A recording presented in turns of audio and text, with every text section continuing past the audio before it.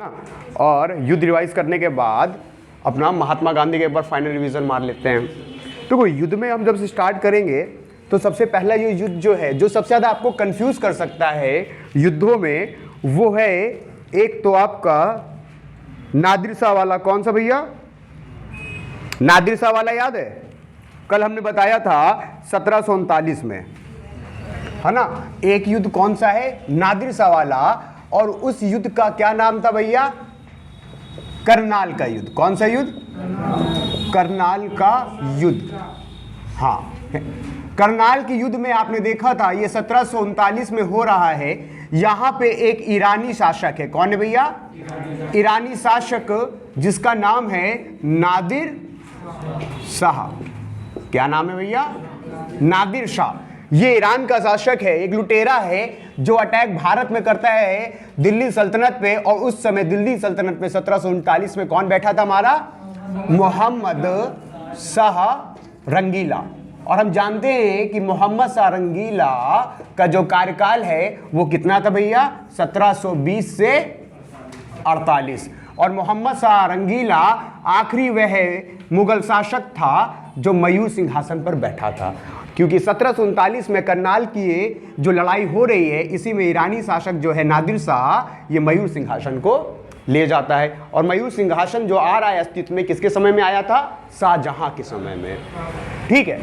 और यहीं से जो दूसरा युद्ध है वो है भैया पानीपत का तृतीय युद्ध। कौन सा युद्ध? पानीपत का तृतीय युद्ध। आप जब इस पानीपत के तृतीय युद्ध को देखोगे तो यहां पे समझ में आएगा कि युद्ध कब हो रहा है? 1761 में। और इस युद्ध में एक अफगानी शासक है। कौन है? अफगानी शासक। अरे चाची मौसी क्या मजाक कर रही थी? इन लोगों की अलगी कहानी चला करती है। हाँ, और देखा कि मास्टर पढ़ा रहा है, कुछ बोलेगा नहीं। अरे वापस इधर आ जाओ। कौन? अफगानी शासक। पानीपत का तृतीय युद्ध 1761 में हो रहा है। यहां पे होता ये है एक अफगानी शासक है। यहां पे कौन था? ईरानी शासक जो भारत में अटैक कर रहा है मोहम्मद शाह रंगीला के ऊपर। ठीक है। करनाल की लड़ाई हो रही है। यहां पे आप पानीपत का युद्ध देख रहे हो 1761 में। इसमें क्या होता है? एक अफगानी शासक है जिसका नाम क्या है भैया?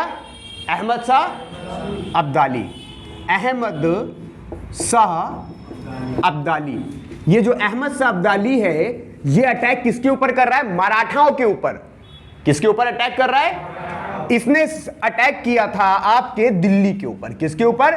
दिल्ली के ऊपर। और दिल्ली में बैठे हुए थे मुगल।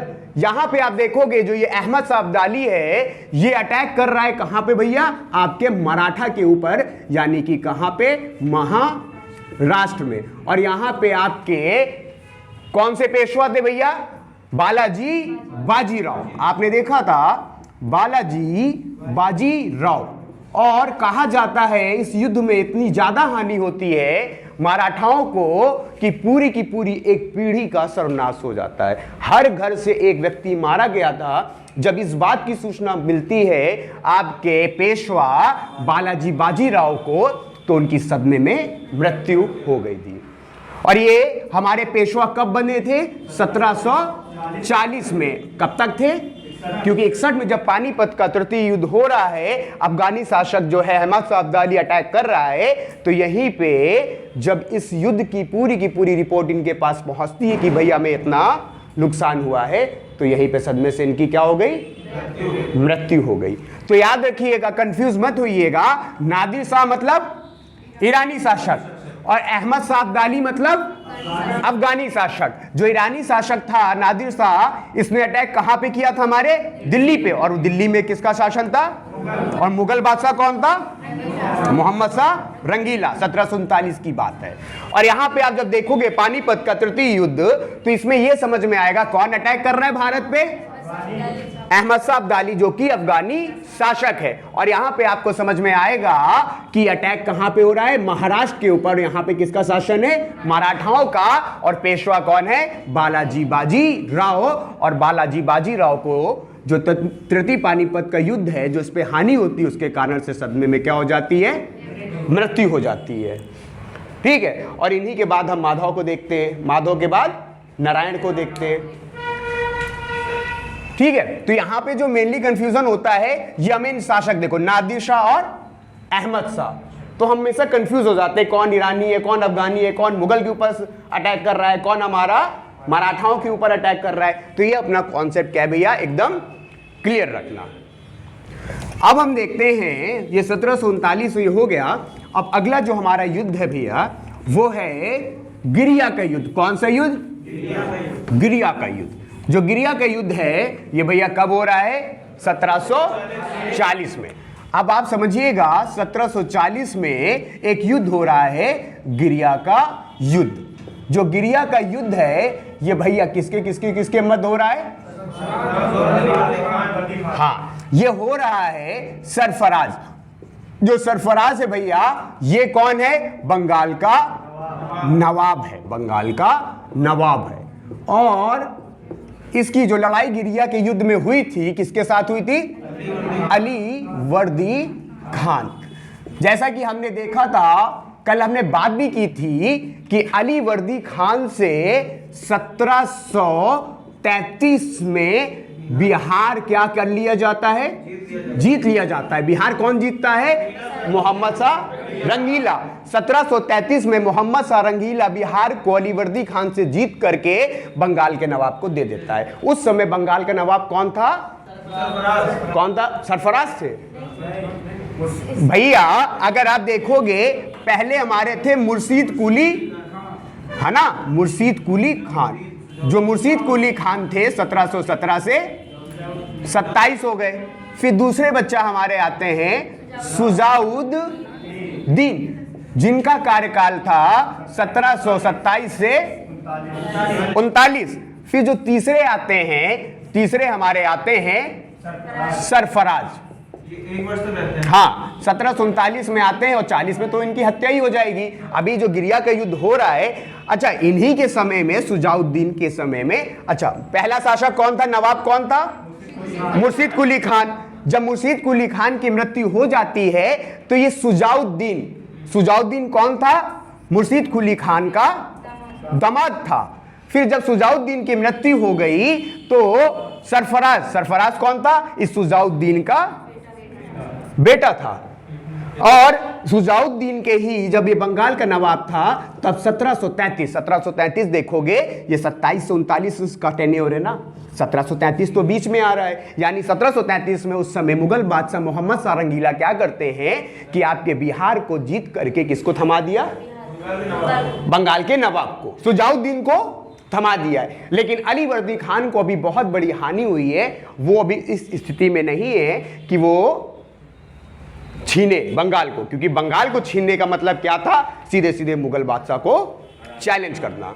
तो यहां पे आप देखोगे कि 1740 में अली वर्दी खान देखता है ये सही समय। ये क्या है? सही समय है, क्योंकि 1739 में अभी हमने कुछ मिनटों पहले देखा कि मुगल बादशाह मोहम्मद शाह रंगीला पे किसने अटैक किया है? किसने किया है? नादिर शाह ने किया है। और यहां पे बहुत बुरी तरह हार होती है मोहम्मद शाह रंगीला की, और ये पूरा का पूरा नादिर शाह क्या करता है? आधा क्या पूरा का पूरा खजाना ही खाली कर गया था, है ना, नस्ते नाबूद कर दिया था मुगल सम्राट को। तो यहाँ पे अली वर्दी खान ने देखा कि भैया मौका अच्छा है, तो यहीं पे सरफराज की क्या कर देता है? हत्या कर देता है। एक छोटा सा युद्ध हो रहा है सरफराज और अली वर्दी खान के बीच में 1740 में। इसी को हम क्या बोलते हैं? गिरिया का युद्ध। गिरिया का युद्ध भैया किसके बीच में हो रहा है? सरफराज जो कि बंगाल का नवाब है, अली वर्दी खान। कारण यह था क्योंकि अली वर्दी खान से 1733 में बिहार को छीन करके मोहम्मद शाह रंगीला ने बंगाल पे शामिल कर दिया था। तो अब आपको यह समझ में आएगा कि अगला जो नवाब अली वर्दी खान बन रहा है। अगला नवाब कौन बन रहा है? अली वर्दी खान। तो गिरिया का युद्ध भैया किसके किसके बीच में हो रहा था? है ना, सरफराज और अली वर्दी खान के बीच में। स्वतंत्र बंगाल का संस्थापक कौन था?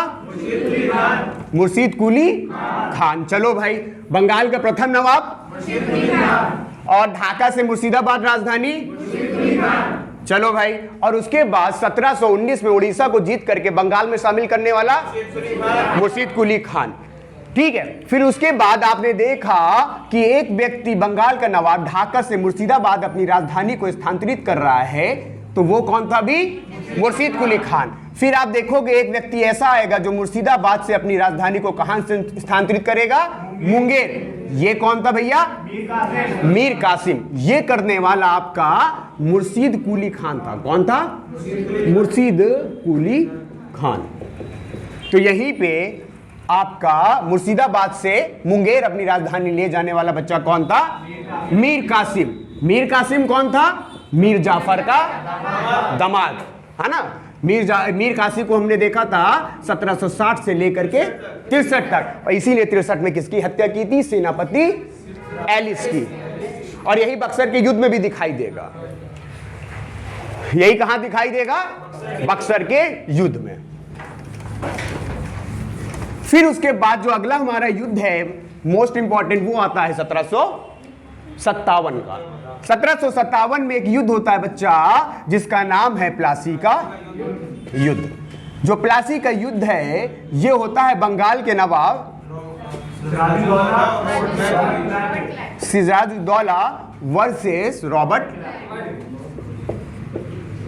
क्लाइव के बीच में। किसके बीच में हो रहा है? सिराजुद्दौला वर्सेस रॉबर्ट क्लाइव के बीच में। अब यहां पे बच्चा आपको यह समझ में आएगा, जब ये युद्ध होता है तो जीत किसकी हो रही है? रॉबर्ट क्लाइव की जीत हो रही है। अच्छा, यहां पे एक चीज समझ लीजिएगा, क्वेश्चन ये पूछ लेता है घुमा करके कि जब प्लासी का युद्ध हो रहा है तो उस समय बंगाल का नवाब कौन था? यही सिराजुद्दौला तो था, है ना। उसके बाद आपसे हो सकता है क्वेश्चन ये पूछ ले कि सिराजुद्दौला के साथ जो रॉबर्ट क्लाइव का ये प्लासी का युद्ध हो रहा है, इसके पीछे कारण क्या होता है? तो आपको एक घटना याद होगी, हॉलवेल के द्वारा इसकी व्याख्या की गई थी। कौन सी घटना भैया? ब्लैक हॉल की घटना, जिसमें 146 लोगों को 14x18 के कमरे में बंद कर दिया था, जहां पे जब अगली सुबह खोला गया तो 146 में सिर्फ 23 लोगों बचकर जीवित निकलते हैं। तो उन 23 लोगों में से एक व्यक्ति हॉलवेल था। और कहा जाता है इसी घटना से अंग्रेजों को लगता है कि ये तो बहुत बड़ा चैलेंज है हमें, और यहीं से आपका स्टार्टिंग किसकी होती है? प्लासी के युद्ध की। तो प्लासी का युद्ध भैया कब हो रहा है? किसके किसके बीच में, है ना। चलो ठीक है, फिर क्वेश्चन घुमा के आपके पास आएगा, जब ब्लैक हॉल की घटना हो रही है तो उस बीच बंगाल का नवाब कौन था? सिराजुद्दौला था। अब आपको पता होगा सिराजुद्दौला से गद्दारी करने वाले उसके तोपची प्रधान का क्या नाम था? मीर जाफर। 1757 में जब रॉबर्ट क्लाइव इसे हरा देता है तो सिराजुद्दौला यहां से रफू चक्कर हो जाता है। तो अगला ये प्रमुख कौन बनेगा? बंगाल नवाब कौन बनेगा? मीर जाफर बनेगा। ठीक है, अब आपने देखा होगा, अच्छा यहां पे जो आपको नाम है ना, इसमें थोड़ा सा एक चीज याद रखना है, कुछ नाम है जो आपको बार बार क्या करेंगे? कंफ्यूज करेंगे। जैसे कि एक नाम हमने देखा बंगाल के नवाब में, जिनका नाम है सुजाउद्दीन। बच्चा ये सुजाउद्दीन जो हैं, इनको हमने देखा बंगाल के क्या थे? नवाब थे। इनका कार्यकाल हमने मुर्शीद कुली खान के बाद देखा, मुर्शीद कुली खान के दामाद थे। ठीक है, हाँ, ये थे 1727 से 39 तक बंगाल के नवाब। फिर दूसरा जो नाम आता है वो हमारा बच्चा आता है सिराजुद्दौला का। किसका आता है? सिराजुद्दौला भी बच्चा क्या होता है? बंगाल का नवाब होता है, और इसका कार्यकाल क्या होता है? हाँ, 56-57 में रहता है। ये 56 से 57 तक। फिर जो तीसरा नाम आपके सामने आएगा वो आएगा किसका भैया? मीर जाफर का। कहां? अवध के नवाब कौन भैया? सुजाउद्दीन। कौन आएगा? सुजाउद्दीन है कि दौला है? सुजाउद्दौला। अगर सुजाउद्दीन कर दोगे तो यही हो गया, सुजाउद्दौला। जिनको आप देखते हो ये क्या होते हैं? अवध का नवाब। अभी बक्सर के युद्ध में आप इनको देखोगे, जब ये 1764 में बक्सर का युद्ध हो रहा है तो यहां पे आपको दिखाई देंगे। तो तीन नाम है जो आपको क्या करेंगे? सबसे ज्यादा कंफ्यूज करेंगे। सुजाउद्दीन बंगाल का नवाब 1727 से 39, सिराजुद्दौला बंगाल का नवाब 1756 से 57। शुजाउद्दौला आपका अवध का नवाब 1764 में। अब यहां पे आप देखोगे जो अगला युद्ध होता है, अच्छा 3 नाम तो ये हो गए, 3 नाम क्या हो गए, ये हो गए। अभी 3 नाम और मिलते जुलते हैं बंगाल के नवाबों में, 3 नाम मिलते जुलते और हैं। जैसे एक नाम मीर जाफर, ठीक है, मीर जाफर को आपने देखा जिसका कार्यकाल क्या था 1757 से 60। फिर उसके बाद ये क्या होता है, बंगाल का नवाब, ये भी आपका बंगाल का नवाब है। आफ्टर दैट हम जो दूसरा नाम देखेंगे वो बच्चा देखेंगे मीर कासिम का। जो मीर कासिम है इसका कार्यकाल क्या होता है बच्चा 1760 से 63। ये भी क्या होता है, बंगाल का नवाब। अगर आपसे कोई पूछे परिचय के रूप में तो मीर जाफर जो था ये सिराजुद्दौला का क्या था, तोपची प्रधान था, जो कि एक क्या निकल गया, गद्दार। और मीर कासिम को बात करें तो ये बच्चा कौन था, इस मीर जाफर का दामाद था, जो आगे चल के घूस दे करके रॉबर्ट क्लाइव को क्या बन जाता है, बंगाल का नवाब। फिर उसके बाद बेटा जो अगला नाम आपको कंफ्यूज कर सकता है वो कौन सा है, वो है आपका मीर मदान। अभी जब 1757 में प्लासी का युद्ध सिराजुद्दौला और रॉबर्ट क्लाइव के बीच में हम देख रहे हैं, तो यहां पे हमने देखा था कि ये मीर जाफर तोपची प्रधान गद्दारी कर रहा था, लेकिन सिराजुद्दौला का तन मन धन से साथ देने वाला एक व्यक्ति था मीर मदान, जो कि आपकी पैदल चलने वाली सेना का क्या था, प्रधान था, सेनापति था। ठीक है, मीर मदान को ही गोली लगती है तभी सेना अपनी हार मान लेती है। तो 1757 की प्लासी के युद्ध में आप देखोगे कि किस तरह से ये मीर मदान सिराजुद्दौला का साथ देता है। तो ये उधर 3 नाम और ये 3 नाम, ये अपना क्लियर रखना। फिर उसके बाद हम जो अगला युद्ध देखेंगे वो अगला युद्ध है हमारा 1764। कौन सा युद्ध भैया, 1764। 1764 में हम देखेंगे आपका एक युद्ध होता है बक्सर का युद्ध। जो बक्सर का युद्ध है ये बेटा किसके किसके बीच में हो रहा है, त्रिगुट। एक तरफ आपका त्रिगुट है तो दूसरी तरफ अंग्रेजी सेनापति हेक्टर मुनरो है। हाँ, अपना कॉन्सेप्ट एकदम क्लियर रखना कि क्या प्लासी के युद्ध के समय में कौन था, रॉबर्ट क्लाइव, अंग्रेजी सेनापति रॉबर्ट क्लाइव। और वहीं पे बक्सर के युद्ध के समय में आपका अंग्रेजी सेनापति कौन था, हेक्टर मुनरो। सिराजुद्दौला के साथ कौन लड़ा था, रॉबर्ट क्लाइव, जो कि कौन सा युद्ध खिलाया था, प्लासी का युद्ध 1757। तो यहां पे आप देखोगे बक्सर का युद्ध। बक्सर के युद्ध में अंग्रेजी सेनापति कौन है, हेक्टर मुनरो, जो कि किससे टकरा रहा है, त्रिगुट से, मतलब कि 3 लोगों का गुट। अब यहां पे इन 3 लोगों के गुट में कौन था उन्हें देखते हैं। सबसे पहले तो अपने मुगल बादशाह, कौन था हमारा मुगल का बादशाह, शाह आलम द्वितीय। ठीक है, फिर उसके बाद जो दूसरा था वो हमारा था अवध का नवाब शुजाउद्दौला। फिर जो तीसरा था 1760 से 63 तक में बंगाल का नवाब मीर कासिम, मीर जाफर का दामाद था ना ये। हाँ, तो आप देखोगे भगौड़ा है ना, बंगाल का नवाब। हाँ, एलिस को मार दिया था 1763 में, पटना कांड बोलते हैं उसे। अब यहां पे जो भगौड़ा बंगाल का नवाब है, यहां पे आप देखोगे कौन था, मीर कासिम। अच्छा बच्चा, ये 1764 हो रहा है, 1764। अभी 3 साल पहले 1761 में हमने कौन सा युद्ध देखा था, पानीपत के युद्ध में मराठाओं पे किसने अटैक किया था, अफगानी था, अहमद शाह अब्दाली।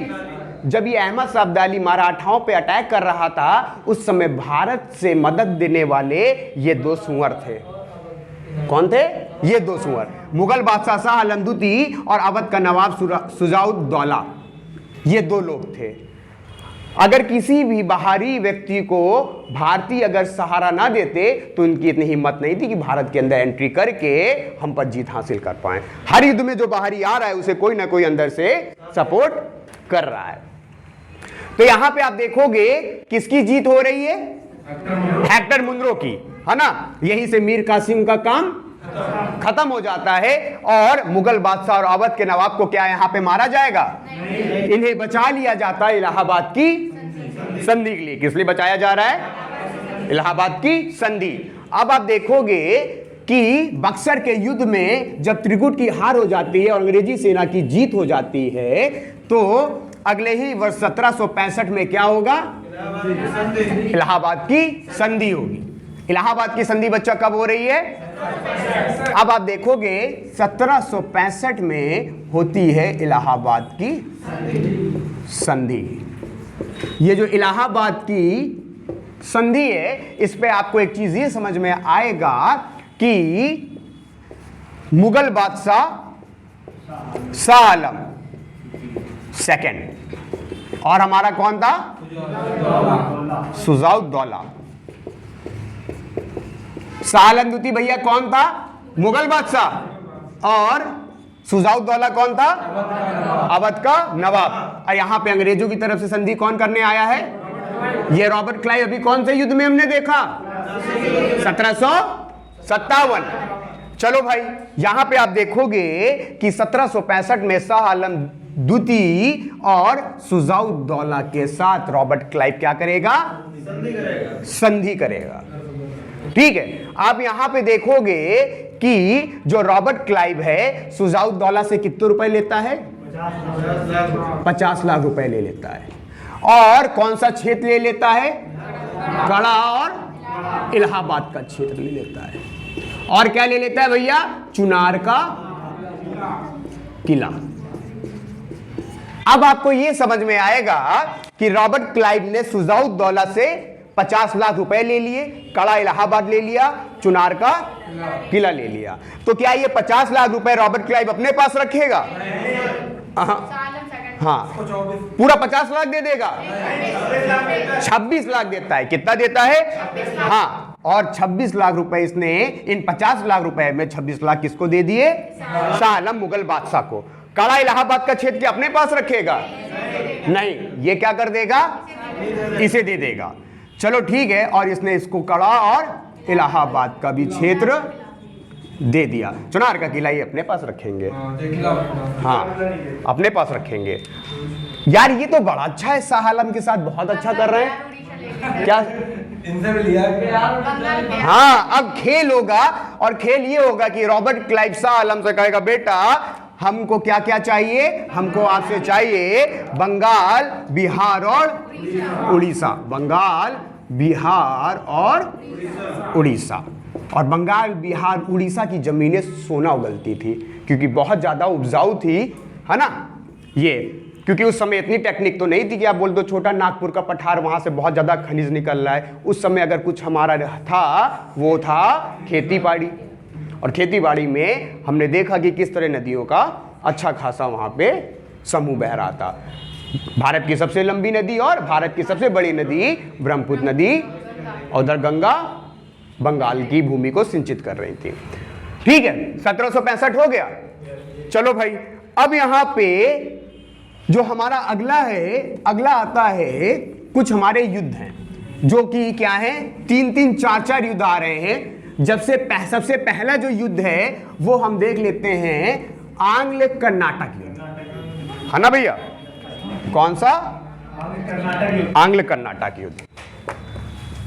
जो आंग्ल कर्नाटक युद्ध है ये सबसे पहले तो कंफ्यूजन यही होता है, ये क्लियर होना चाहिए किसके किसके बीच में हो रहा है। आंग्ल और कर्नाटक का युद्ध। तो बच्चा आपको ये समझ में आएगा कि जो आंग्ल और कर्नाटक का युद्ध है ये हो रहा है अंग्रेज प्लस वर्सेस फ्रांस। किसके बीच में भैया? अंग्रेज वर्सेस फ्रांस। तो यहां पे जो आपका फर्स्ट कितने वार हो रहे हैं? फर्स्ट, सेकंड और थर्ड। तो यहां पे जो फर्स्ट वार है वो भैया कब हो रहा है? 1746 से 48। फिर जो सेकंड वार्ड है, सेकंड आंग्ल कर्नाटक का वार है, ये कब हो रहा है? 1749 से 54 के बीच। फिर जो थर्ड आंग्ल कर्नाटक का युद्ध है वो कब हो रहा है? 1757 से 63। और इसे ही क्या कहा जाता है? सप्तवर्षीय का युद्ध। ठीक है, हाँ। फिर उसके बाद जो प्रथम आंग्ल कर्नाटक युद्ध है बच्चा, इसे एक और नाम दिया गया है जिसको आप बोलोगे सेंट थॉमे का युद्ध। कौन सा युद्ध? सेंट थॉमे के युद्ध के नाम से भी पूछ लिया जाता है। सेंट थॉमे युद्ध का संबंध किससे है भैया? याद रखना, प्रथम आंग्ल कर्नाटक से, सेंट थॉमे का युद्ध। फिर तो दूसरा है भैया, ये सब दक्षिण भारत में जगह हैं। फिर जो दूसरा आंग्ल कर्नाटक युद्ध है, इसे और क्या नाम दिया गया है? इसे दिया गया है अर्काट का युद्ध। क्या नाम दिया गया है? अर्काट का युद्ध। और तीसरे वाले को क्या नाम दिया है? तृतीय आंग्ल कर्नाटक के युद्ध को सप्तवर्षीय युद्ध। जो हमारा फर्स्ट आंग्ल कर्नाटक युद्ध है, इसमें बच्चा कौन सी संधि हुई थी? है ना, एक्सला सापेल की। एक्सला सापेल की। एक्सला सापेल है, एक्सला सापेल, एक्सला चापेल है, तो एक्सला सापेल। ठीक है, तो ऐसा कंफ्यूज ना होना, एक्सला सापेल अलग, एक्सला चापेल अलग, एक्सला सैपेल अलग, ये सब एक ही है। सापेल, सैपेल, चापेल, इस पे बिल्कुल भी कंफ्यूजन मत रखिएगा। तो प्रथम आंग्ल कर्नाटक युद्ध में भैया हमने कौन सी संधि देखी? एक्सला सापेल की संधि। जो दूसरा हमारा आंग्ल कर्नाटक युद्ध है, इसमें हम कौन सी देखेंगे भैया? पुडुचेरी की संधि। कौन सी? पुडुचेरी की संधि। जो तीसरा हमारा है आंग्ल कर्नाटक युद्ध, इस पे हम कौन सी संधि देखेंगे? फिर से कौन सी? मद्रास की नहीं, पेरिस की संधि। कौन सी बच्चा? मद्रास की संधि। तो कहां पे? मद्रास की संधि कैसे आप बोल सकते हो? मद्रास, मैंगलोर, श्रीरंगपट्टनम, वो तो मैसूर में। किस पे? किस पे? हाँ, इस पे गलत लिखा होगा। नहीं, अच्छा इस शीट में लिखा है क्या? अरे वो शीट नहीं बताया, हमने रात में लग बनाई थी यार 6-7 घंटे में, और उसमें देख रहे हो 16-17 पेज हैं। तो वहां पे कंफ्यूजन बिल्कुल ना रखो, अपना कॉन्सेप्ट क्लियर रखो। गलती तो कुछ भी लिखा हो सकता है ना, तो उसको सही कर लेना। उसमें 3-4 जगह गलतियां हैं, है ना। जैसे कि एक जगह कहीं पे तात्या टोपे होना चाहिए था, तात्या टोपे नहीं, नाना साहब होना चाहिए, है ना। यार इतने तो तुम लोग खुद इंटेलिजेंट हो। ठीक है, ये क्या है? पेरिस की संधि, पुडुचेरी की संधि और एक्सला सापेल की संधि। तो प्रथम आंग्ल कर्नाटक युद्ध भाई साहब कहां हुआ? 1700 कब हुआ? 46 से 48। सेकेंड आंग्ल कर्नाटक युद्ध, थर्ड आंग्ल कर्नाटक युद्ध। ठीक है, प्रथम आंग्ल कर्नाटक युद्ध को और क्या बोला जाता है? और द्वितीय आंग्ल कर्नाटक के युद्ध को अर्काट का युद्ध। और जो तृतीय आंग्ल कर्नाटक युद्ध है उसे सप्तवर्षीय का युद्ध। जो प्रथम आंग्ल कर्नाटक का युद्ध है, इससे कौन सी संबंध वाली? हाँ, एक्सला सापेल संधि है। द्वितीय आंग्ल कर्नाटक युद्ध से संबंध रखने वाली संधि पुडुचेरी। और तृतीय आंग्ल कर्नाटक युद्ध, या बोल सकते हैं सप्तवर्षीय के युद्ध से संबंध रखने वाली हमारी कौन सी थी संधि? पेरिस की संधि। और यहां से हमारा आंग्ल कर्नाटक युद्ध क्या होता है? खत्म। अब यहां पे जो हमारा दूसरा आएगा वो आएगा आंग्ल मैसूर का युद्ध, है ना। मैसूर के युद्ध में आप 2 व्यक्तियों को देखोगे, एक तो हमारा कौन है? हैदर अली, और दूसरा टीपू सुल्तान, है ना। अच्छा एक चीज बताओ, जो हैदर अली है वो कौन से वर्ष बन रहा है? जो हैदर अली है वो कौन से वर्ष मैसूर राज का शासक बन रहा है? 1761। Very good. कौन से वर्ष? 1761। और डिंडीगुल में ससरागार की स्थापना किसने की थी? हैदर अली ने, है ना। हाँ, फिर उसके बाद जो अगला है वो हम देखेंगे आंग्ल, हाँ कैसा है? काला है कि लाल? ना तुमको तो सब अच्छा लगेगा, है ना। नहीं आ रहा? चलो बहुत बढ़िया। अब यहां पे आप देखोगे भैया आंग्ल मैसूर का युद्ध। अब इस आंग्ल मैसूर के युद्ध में भैया, आंग्ल मैसूर युद्ध के कुल कितने युद्ध हुए थे? 4 युद्ध हुए थे। आंग्ल मैसूर युद्ध में आप देखोगे भैया फर्स्ट, सेकंड, थर्ड और फोर्थ। तो यहां पे देखोगे आंग्ल मैसूर युद्ध जो अंग्रेज और मैसूर राज के बीच में हो रहा है, यहां पे 2 नाम निकाल लेना मैसूर राज से हैदर अली। क्या बच्चा? हैदर अली और टीपू सुल्तान। ठीक है। शांति का व्रत किसने लगाया था? टीपू सुल्तान ने। और जैकोबियन क्लब किसने ज्वाइन किया था? टीपू सुल्तान ने। उधर 2 क्वेश्चन, डिंडी कुल में जो हमारी शस्त्रागार है उसकी स्थापना कौन कर रहा था? हैदर अली कर रहे थे। ठीक है। और उसके बाद टीपू सुल्तान से जैकोबियन क्लब, एक फ्रांसी का क्लब था, और उसके बाद आपका दूसरा जो आता है वो कौन सा आता है ना? शांति का व्रत। ये किसने लगाया था? टीपू सुल्तान ने। अब यहां पे देखोगे आंग्ल मैसूर का युद्ध यहां पे फर्स्ट, सेकंड, थर्ड और फोर्थ। तो यहां पे आपको यह समझ में आएगा कि जो फर्स्ट युद्ध है ये बच्चा कब हुआ था? है ना? 67 से 69। फिर उसके बाद 1780 से 84। फिर उसके बाद बेटा 1790 से 92 और यहां पे 1799। तो यहां पे आप ये देखोगे जो ये युद्ध हो रहा है, इस युद्ध की समाप्ति किस संधि के साथ होती है? मद्रास की संधि। और यहां पे कौन सी संधि होती बच्चा? मंगलौर की संधि। और यहां पे कौन सी संधि होगी बच्चा? श्री रंगपट्टनम की संधि। और यहां पे आप कौन सी संधि देखोगे? यहां पे आप देखोगे वैसे कोई संधि नहीं दिखाई जाती, लेकिन वास्तविकता में जब ये खत्म हो जाते हैं तो यहां पे हो जाएगी सहायक। और यहां पे ये बताना जो सहायक संधि को कौन लाया था?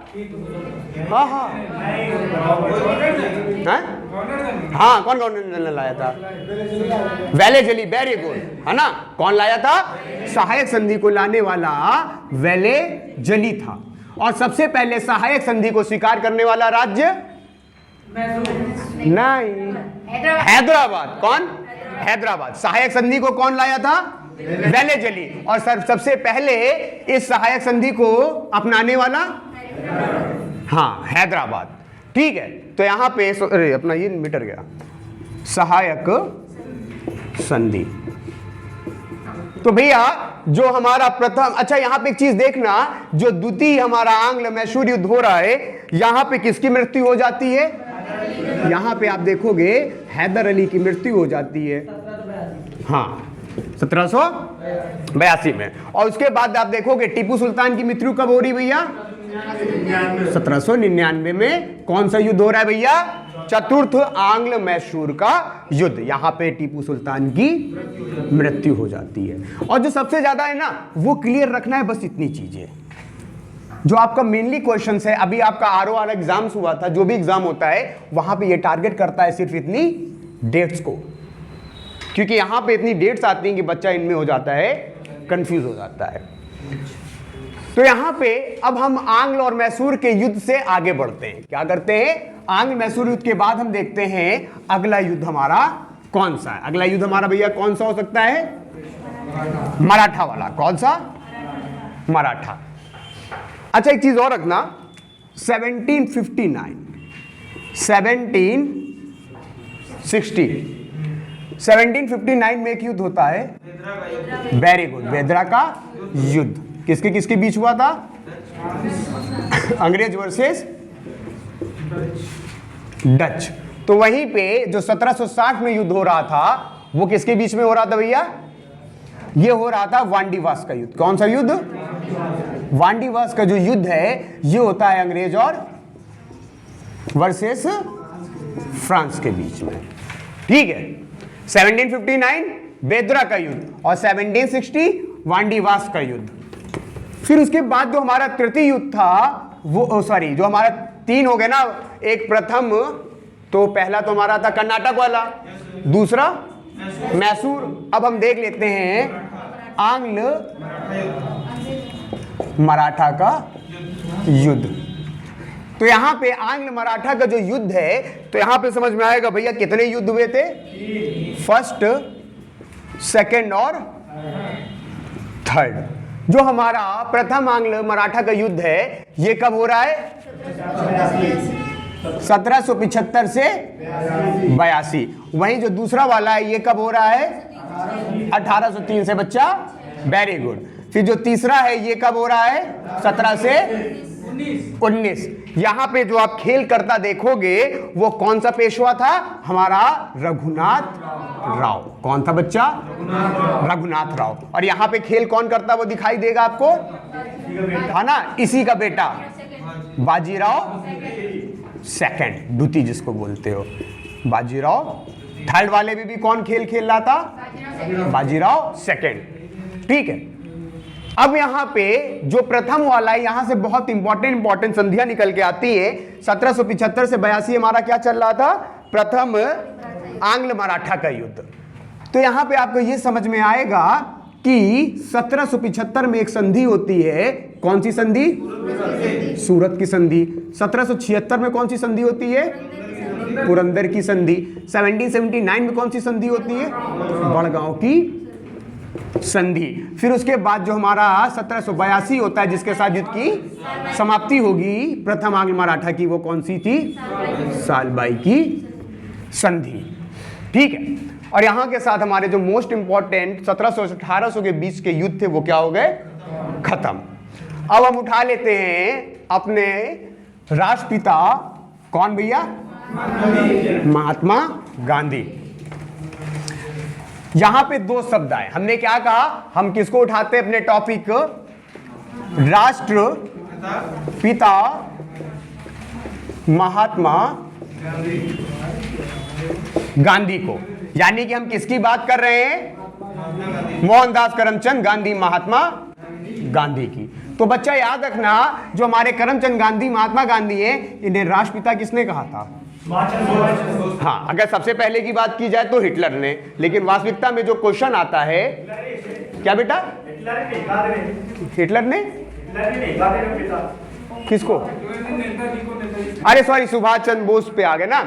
यहां पे वो सुभाष चंद्र बोस थे। वो कौन थे? सुभाष चंद्र बोस। सुभाष चंद्र बोस को यहां पे एक चीज आता है, अभी यहां पे देखते हैं उसको। ठीक है। तो यहां पे जो राष्ट्रपिता है वो महात्मा गांधी को किसने कहा था? सुभाष चंद्र बोस। तो यहां पे देखोगे सुभाष चंद्र बोस जो हैं, जब राष्ट्रपिता कहते हैं महात्मा गांधी को, तो ये महात्मा गांधी सुभाष चंद्र बोस को क्या कहेंगे? नेताजी। तो यहां पे आपको यह समझ में आएगा, जो नेताजी है वो वास्तविकता में सबसे पहले किसने कहा था? हिटलर ने कहा था। लेकिन भारत में इन्हें नेताजी के नाम से विख्यात करने वाला कौन था? गांधी जी, सुभाष चंद्र बोस को। फिर उसके बाद एक शब्द आता है महात्मा गांधी। महात्मा क्यों कौन कह रहा है गांधी जी को? रविन्द्रनाथ टैगोर। यहां पे आप देखोगे जो महात्मा हैं वो गांधी जी को कह रहे हैं रविन्द्रनाथ टैगोर। जब ये इन्हें रविन्द्रनाथ टैगोर इन्हें महात्मा कहते हैं, तो ये पलट करके रविन्द्रनाथ को क्या कहते हैं? गुरुदेव। क्या कहते हैं? गुरुदेव कहते हैं। ठीक है। तो महात्मा गांधी को राष्ट्रपिता किसने कहा था? सुभाष चंद्र बोस ने। महात्मा गांधी को महात्मा की उपाधि किसने दी थी? रविन्द्रनाथ टैगोर ने। फिर उसके बाद आप देखोगे कि आपका जो सुभाष चंद्र बोस जी हैं, इन्हें नेताजी की उपाधि कौन दे रहा है? गांधी जी। उसके बाद जो हमारे रविन्द्रनाथ टैगोर हैं, उन्हें गुरुदेव की उपाधि कौन दे रहा है? महात्मा गांधी। अभी यहां पे आप देखोगे रविन्द्रनाथ टैगोर से हमने कल एक देखा था कि 1912 में इन्होंने क्या बनाया था? एक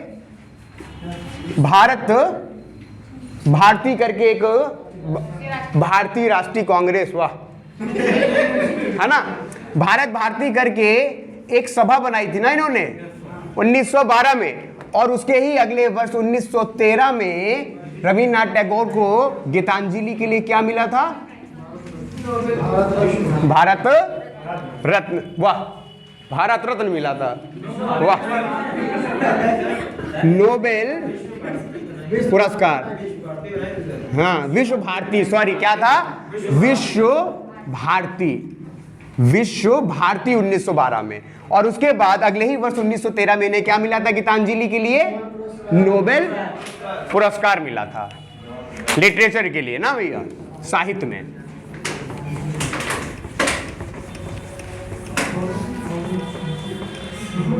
फिर जो अगला है, अगला हम स्टार्ट करते हैं अपने किसको? महात्मा गांधी। तो सबसे पहले जो डेट आती है वो ये आती है कि भैया 2 अक्टूबर 1869 को क्या हो रहा है? महात्मा गांधी का जन्म हो रहा है। फिर उसके बाद दूसरी डेट आती है 1876। 1876 में महात्मा गांधी की सगाई हो गई। जो तीसरा है 1800, यहां पे महात्मा गांधी की शादी हो गई। किससे हुई थी? कस्तूरबा गांधी से। किससे हुई थी? क्या भैया? हाँ, इनका जन्म अप्रैल में हुआ था। कब हुआ था? अप्रैल में। उनका कब हुआ था? अब इतना सोच, अक्टूबर में। कब हुआ था? अक्टूबर में। अच्छा, एक चीज याद रखना, महात्मा गांधी का 2 अक्टूबर को जन्म हो रहा है, तो इसी 2 अक्टूबर को किसी और का भी जन्म हुआ था, लाल बहादुर शास्त्री, 1904 में। महात्मा गांधी का 1869 में हो रहा है, वही आपके लाल बहादुर शास्त्री का कब हो रहा है? 1904 में। आपने देखा 2 अक्टूबर 1869 को गांधी जी का जन्म हो गया, 1876 में सगाई हो गई, 1883 में शादी हो गई। फिर उसके बाद आप देखोगे कि 1885 में इनकी क्या हो जाती है? पिताजी की मृत्यु हो जाती है। इनके पिताजी का क्या नाम था? काबा गांधी।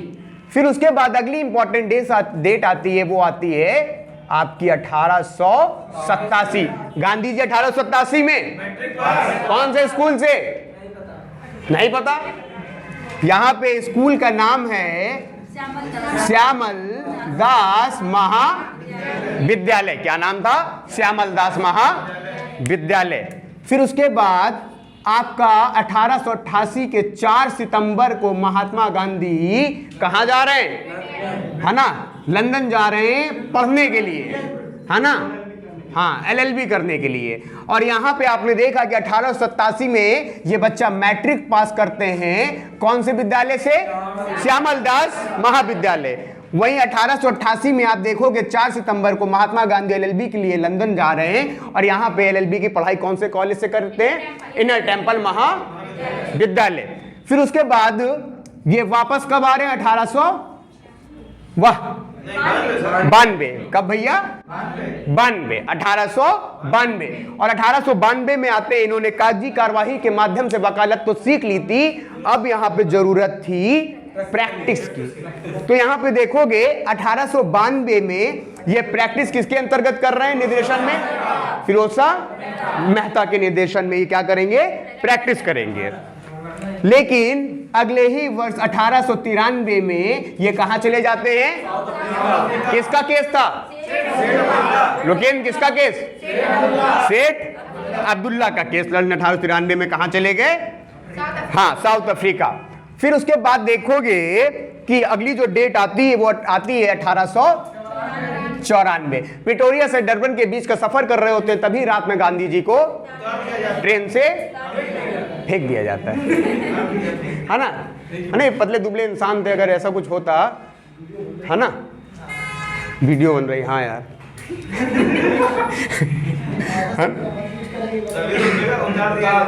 हाँ, उतार नहीं, देखो भाई एक चीज समझो, अगर उन्हें उतारा जाता, है ना, तो वहां पे वो जिद्दी आदमी थे। वो क्या थे? जिद्दी आदमी थे। तो उन्हें जबरदस्ती नीचे ले गए थे, धक्का दे करके उतारा गया था, फेंका नहीं गया था। फेंका गया होता तो पतले दुबले इंसान थे, तो इसमें तो आप यही बोलते कि वो मॉरिसबर्ग में उन्हें फेंक दिया गया था, इसलिए लाठी लेकर पूरे जीवन चलते रहे। तुम ये भी कॉन्सेप्ट बताते, है ना। तो उन्हें धक्का देकर जबरदस्ती उतारा गया। यहाँ पे बंदे की जिद देखो, अंग्रेज कह रहे हैं उतरो, वो कह रहा मैं नहीं उतरूंगा। ठीक है। अब यहाँ 1893 में प्रिटोरिया से डरबन के बीच का महात्मा गांधी सफर कर रहे होते हैं, तभी उन्हें पीटर मॉरिसबर्ग नामक स्टेशन में ट्रेन से क्या किया गया? जबरदस्ती धक्का मार के उतार दिया गया। ठीक है। ये क्या उतार दिया गया? उतार तो तुम भी दिए जाते होगे कभी कभी, गाड़ी से, ट्रेन से, गोद से, है ना। तो उतारना, नॉट समथिंग, मतलब आक्रोश आना चाहिए। तो वो कब आएगा? धक्का दे करके उतार दिया।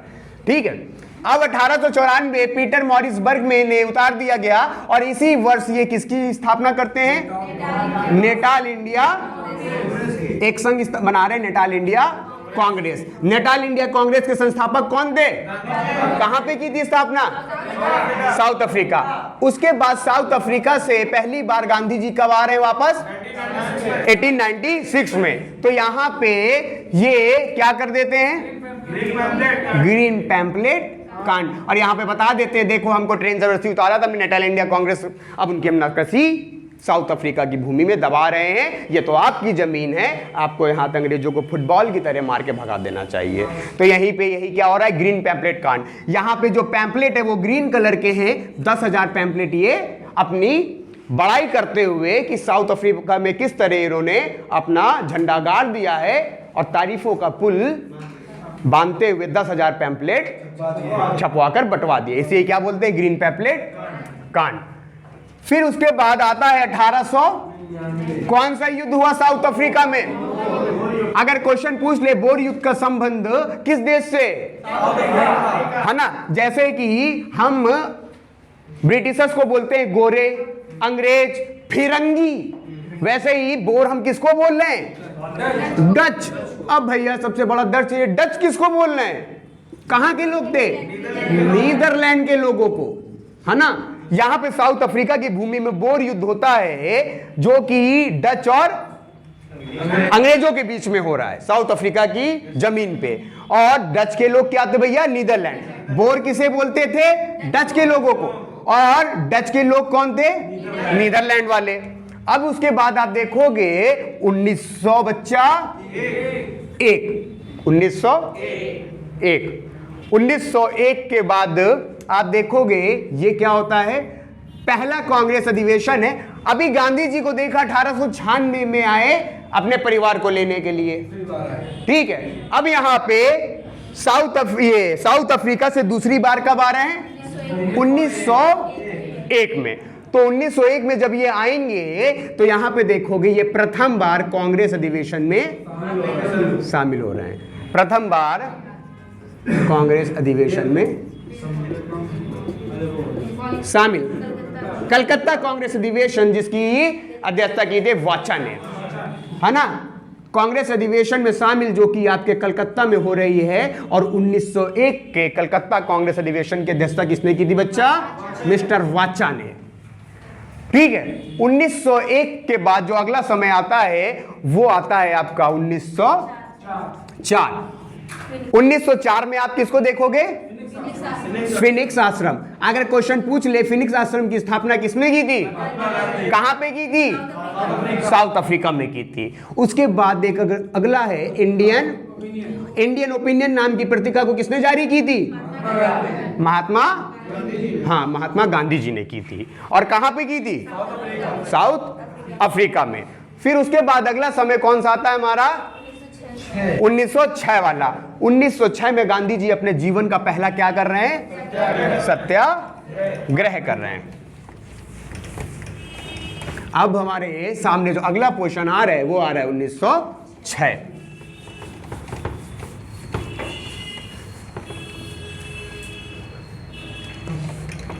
तो यहां पे आप देखोगे 1906 में आपका गांधी जी क्या कर रहे हैं? हाँ ना, सत्याग्रह आंदोलन। गांधी जी ने अपने जीवन का पहला सत्याग्रह कब किया? है ना, कहां पे? साउथ अफ्रीका में। अगर क्वेश्चन पूछ लिया जाए गांधी जी ने इंडिया में अपने जीवन का पहला सत्याग्रह कब किया? 1917 चंपारण आंदोलन, ठीक है। अभी उसको भी आगे देखेंगे। फिर 1906 के बाद अगली डेट भैया कब की आती है? 1908, है ना। अच्छा एक चीज समझना, 1908 ये वो पहला समय होता है जब गांधी जी साउथ अफ्रीका में जेल जा रहे हैं। और इस आंदोलन में इनकी वाइफ वो भी जेल जा। वाइफ कौन थी? कस्तूरबा गांधी। कौन थी भैया? कस्तूरबा गांधी भी वाइफ इनकी जेल जा रही है। अगर क्वेश्चन पूछ ले प्रथम भारतीय महिला जो साउथ अफ्रीका में या विदेश में जेल जा रही वो कौन थी? कस्तूरबा गांधी थी। मतलब कि यहाँ पे हम घूमने नहीं जा पाए और कस्तूरबा गांधी जेल होकर आ गई विदेश की। ठीक है, फिर अगला 1909। देखो बड़ा इसमें कंफ्यूजन रहता है, लेकिन 1909 ही को लेके चलना कि 1909 में किसकी रचना कर रहे हैं ये? हिंद स्वराज। लंदन से साउथ अफ्रीका के बीच की ये जर्नी कर रहे थे, तभी गांधी जी 1909 में किसकी रचना कर रहे हैं? कौन सी भाषा थी भैया? गुजराती। और शैली कौन सी थी? संवाद शैली। ठीक है, और क्या भैया?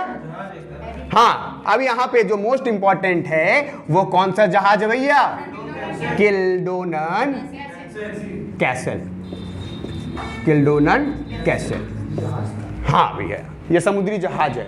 और इसी से ये लंदन से साउथ अफ्रीका के बीच की जब जर्नी कर रहे थे तब उन्होंने हिंद स्वराज नामक, है ना, पुस्तक लिखी थी, जो कौन सी भाषा में थी और कौन सी शैली थी? संवाद शैली थी। अच्छा, यहाँ पे बच्चा याद रखना, 3 जहाज बहुत ज्यादा इंपॉर्टेंट है गांधी जी के जीवन में। किल्डोनन कैसल, एस सुदीप और SS राजपुताना। अभी हमने किल्डोनन कैसल को देखा। किसको देखा? किल्डोनन कैसल को। तो हमें समझ में आया कि किल्डोनन कैसल 1909 साउथ अफ्रीका लंदन के बीच का सफर, और इसी किल्डोनन कैसल में हिंद स्वराज जिसकी भाषा गुजराती और शैली संवाद है उसकी रचना हो रही है। वहीं पे किल्डोनन कैसल हो गया, तो अगला जहाज हमारा एस सुदीप। इसमें इसी में बैठ करके गांधी जी साउथ अफ्रीका से फाइनली 9 जनवरी 1915 में इंडिया आ रहे हैं, एस सुदीप में, है ना। 9 जनवरी को गांधी जी इंडिया आ रहा है। इसी पुस्तक में गांधी जी ने हिंद स्वराज लिखी थी। उसके बाद जो तीसरा जहाज है बच्चा वो है SS राजपुताना। SS राजपुताना, हाँ है ना, द्वितीय गोल में सम्मेलन में शामिल होने के लिए 1931 में गांधी जी कहां जा रहे हैं? लंदन जा रहे हैं। ठीक है, तो कौन से जहाज में बैठ के जा रहे हैं? SS राजपुताना। 3 जहाज, किल्डोनन कैसल, S सुदीप और SS राजपुताना। फिर उसके बाद 1909 के बाद हमारा अगला जो समय आता है वो आता है 1910 का। कौन सा समय आ रहा है भैया? 1910। तो यहां पे आप देखोगे कि जो 1910 है, 1910 में बच्चा क्या हो रहा है? 1910 में एक फार्म की स्थापना हो रही है जिसका नाम क्या था? हाँ, टॉलस्टॉय, पूरा नाम लिखे हैं, टॉलस्टॉय फार्म। ठीक है, यहां पे 1910 में टॉलस्टॉय फार्म का स्थापना कौन कर रहा है? कहां पे कर रहे हैं? साउथ अफ्रीका में। अच्छा, यहां से बड़ा क्वेश्चन कभी कभी टफ करना होता है क्योंकि ये लमसम 20,000 एकड़ में बना था, तो पूछ लेता है साउथ अफ्रीका में टॉलस्टॉय फार्म बनाने के लिए गांधी जी को जगह किसने दी थी? तो यहां पे बच्चा एक नाम है हरमन कॉलिन बक। हरमन कॉलिन बक। हरमन कॉलिन बक ने 1910 में गांधी जी को टॉलस्टॉय फार्म बनाने के लिए क्या दी थी? हरमन कॉलिन बक ने जमीन दी थी। फिर उसके बाद जो अगला हमारा है 1915 में एक डेट आती है 9 जनवरी 1915। 9 जनवरी 1915 को गांधी जी वापस आ रहे हैं। गांधी जी कहां आ रहे हैं भैया? वापस आ रहे हैं भारत। अब यहां पे देखोगे किस जहाज से आए थे, भी बात की थी। अरे बाबा, किल्डोनन कैसल ने तो हिंद स्वराज नाम की पुस्तक लिखी थी, S सुदीप। अब यहां पे देखोगे S सुदीप से इनकी एंट्री हो रही है भारत। अब यहां पे 1915 में 2 व्यक्तियों की मृत्यु होगी। एक हमारे हैं, हाँ, सबसे पहले किसकी मृत्यु हो रही फरवरी में? फरवरी में गोपाल कृष्ण गोखले। और गांधी जी के राजनीतिक गुरु का क्या नाम था?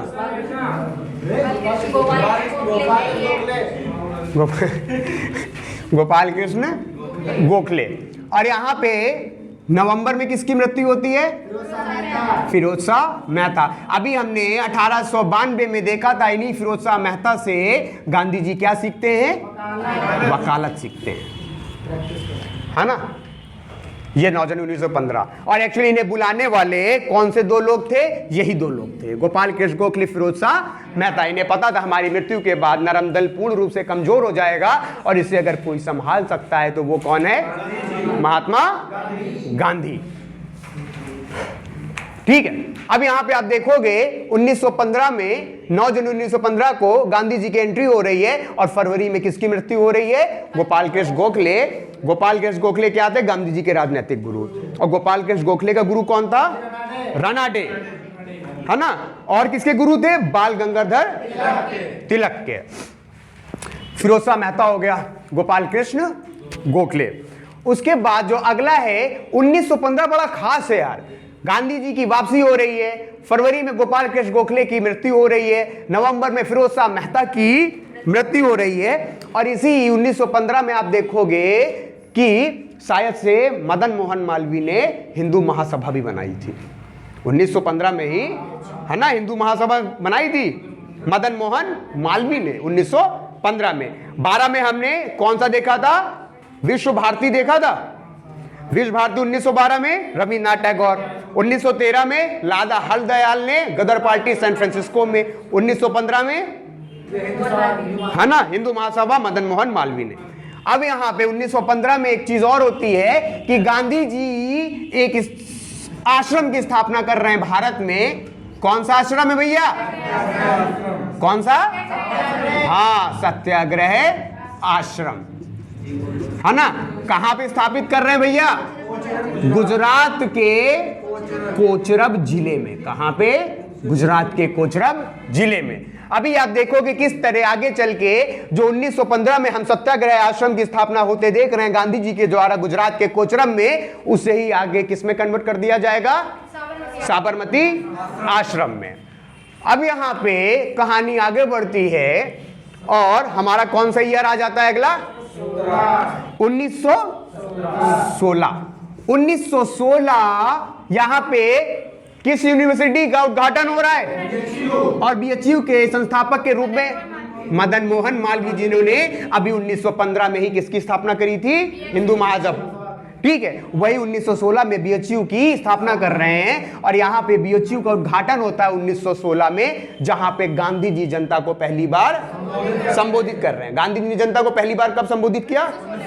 1916 में। और भारत के अंदर अगर पहला कोई आश्रम स्थापित कर रहे हैं गांधी जी तो कौन से सन में? 1915 में ही सत्याग्रह आश्रम। ठीक है, अब यहां पे जब 1916 में सब लोग देखते हैं कि एक लड़का आ रहा है और इतने बड़े लोगों के साथ जनता को संबोधित कर रहा है, तो एक हलचल मच जाती है कि ये व्यक्ति कौन है। तो जब इसका इतिहास निकाला जाता है तो समझ में ये आता है भैया इनके बाबा उत्तम चंद गांधी, जो कि क्या थे? एक दीवान थे। और इनके पिता करमचंद गांधी, वो भी दीवान थे। उस समय दीवान की पोस्ट सबसे पावरफुल मानी जाती थी, क्योंकि दीवान का काम होता था टैक्स कलेक्ट करने का। और सबसे बड़े आय का स्रोत ब्रिटिशर्स के समय में क्या था हमारा? है ना, टैक्स। अब इसके बाद 1916 के बाद जो आपका है 1917। अब आप देखते हैं कि 1917 में क्या हो रहा है। 1917 में आप देखोगे महात्मा गांधी जो 1915 में सत्याग्रह आश्रम की स्थापना कर रहे हैं गुजरात के कोचरब जिले में, अब उसे उठा करके साबरमती नदी के किनारे स्थापित करेंगे। तो ये सत्याग्रह जो आश्रम है 1917 में किस में बदल जाता है? साबरमती आश्रम में। ठीक है, हाँ, अहमदाबाद पास। अब यहां पे 1917 में ही अभी आपने देखा कि 1916 में किस तरह गांधी जी जनता को संबोधित कर रहे हैं। यहां से पूरे देश में गांधी जी का नाम हो गया है कि भैया ये तो उत्तम चंद गांधी का पोता है और करमचंद गांधी का बेटा है, और ये बाबा ये तो ब्रिटेन से पढ़ के लॉ की पढ़ाई आया है। इसमें तो फिरोज शाह मेहता जो इंडिया का सबसे बड़ा वकील है, उसके अंदर क्या सीखा है? वकालत सीखी है। और ये तो सेठ अब्दुल्ला का केस लड़ने साउथ अफ्रीका चले गए और साउथ अफ्रीका में 21 से 22 वर्ष अंग्रेजों के खिलाफ कड़ा मोर्चा किया। यानी कि ये जब विदेश में ऐसा कर सकता है तो भारत में ये तो नस्ते नाबूद कर देगा अंग्रेजों को। अब यहाँ पे 1917 से आप देखोगे गांधी जी की एंट्री होने लगती है किसमें? आंदोलन में। अब यहाँ पे सबका फोकस जाता है किसमें?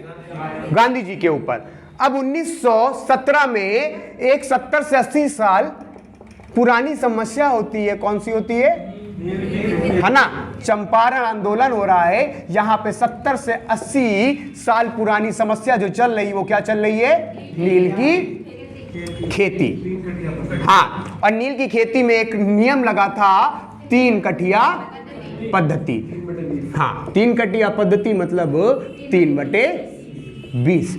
आपके पास अगर 20 बीघा जमीन है तो उसमें 3 बीघा में आपको नील की खेती करनी पड़ेगी। और एक बार जो नील की खेती होती थी तो उससे जो आपका फर्टिलाइजेशन है, उपजाऊपन वो कम होता था, जिसके कारण से बड़ा लोगों में विरोध था। और वो जो जमीन जहां पे नील की खेती करवाई जा रही है, वो जमीन बेस्ट ही चावल के लिए।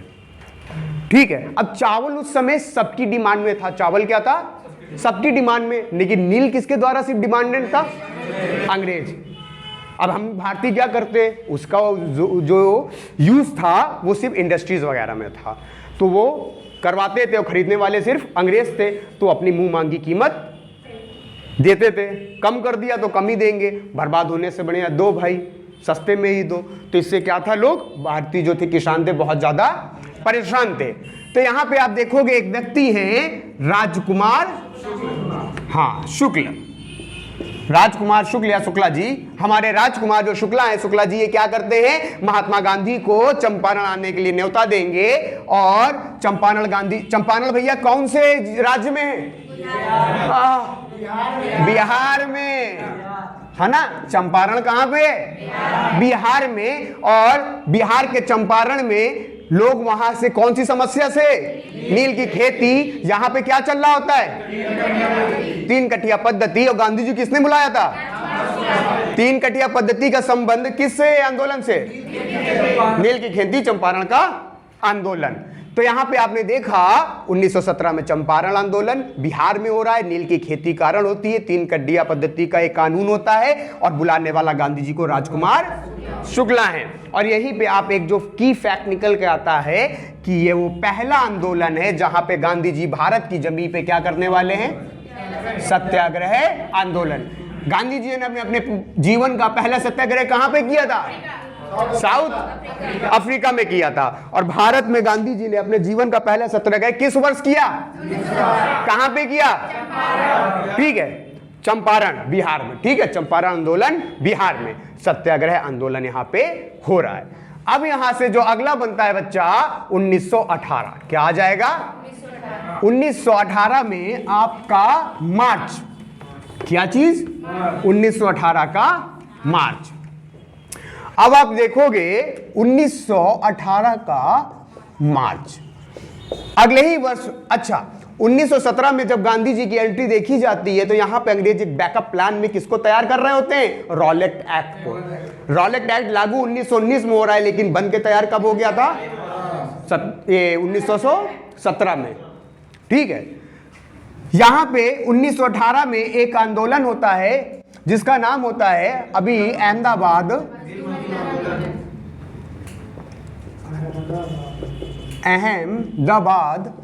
मिल मजदूर आंदोलन।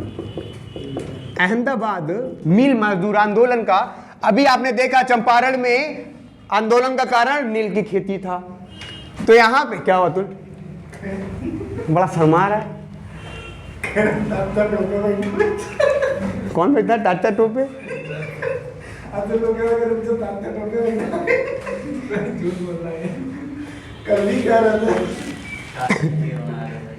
हाँ यार वीडियो बन रहा है यार, बताओ यार ऐसा कर रहे हैं यार, हाँ यार ठीक है। अब यहाँ पे अहमदाबाद मिल मजदूर आंदोलन होता है। अहमदाबाद जो मिल मजदूर आंदोलन है, यहाँ पे बच्चा कारण क्या है, यहाँ पे आप देखोगे प्लेग की बीमारी फैल जाती है, जिसके कारण से हाँ यहाँ के जो मजदूर है किसकी मांग कर रहे हैं, बोनस की। हाँ 35%, कितनी, हाँ यहाँ पे जो मजदूर है वो मांग कर रहा है 35% बोनस की, लेकिन जो वो हैं आपके, है ना, मिल के जो मालिक हैं वो कितना देख रहे हैं, 20%, कितना दे रहे हैं, 20%। और इस बात की जो सूचना है वो गांधी जी को देने वाली कौन थी, अनसुईया बेन।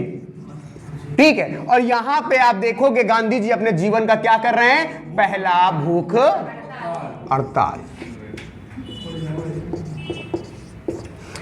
अभी आपने चंपारण में देखा गांधी जी ने अपने जीवन का पहला भारत में क्या किया था, सत्याग्रह। अहमदाबाद मिल मजदूर आंदोलन में गांधी जी अपने जीवन का पहला भारत में भूख हड़ताल कर रहे हैं। चंपारण आंदोलन में गांधी जी किसने बुलाया था, और यहां पे अहमदाबाद मिल मजदूर आंदोलन में अनसुईया बेन बुला रही हैं। और यहाँ पे चंपारण में देखा था कारण था नील की खेती, 3 कटिया पद्धति। वहीं आपका अहमदाबाद मिल मजदूर आंदोलन में कारण क्या है, प्लेग की बीमारी के कारण मजदूरों का बोनस की मांग, जो कि कितनी है 35%, लेकिन मिल मालिक कितना दे रहे थे 20%। अच्छा ये पता है अनसुईया बेन कौन है, एक व्यक्ति है गांधी जी की बहन, हाँ अनसुईया बेन। अभी हमने 1915 में सत्याग्रह आश्रम को स्थापित करते हुए देखा, फिर 1917 में यही उठ के चला जाता है साबरमती नदी के किनारे, जिसको हम क्या बोलते हैं, साबरमती आश्रम।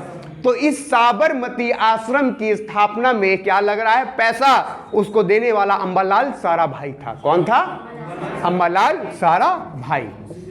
हाँ ये थी सिस्टर ऑफ अंबालाल साराभाई।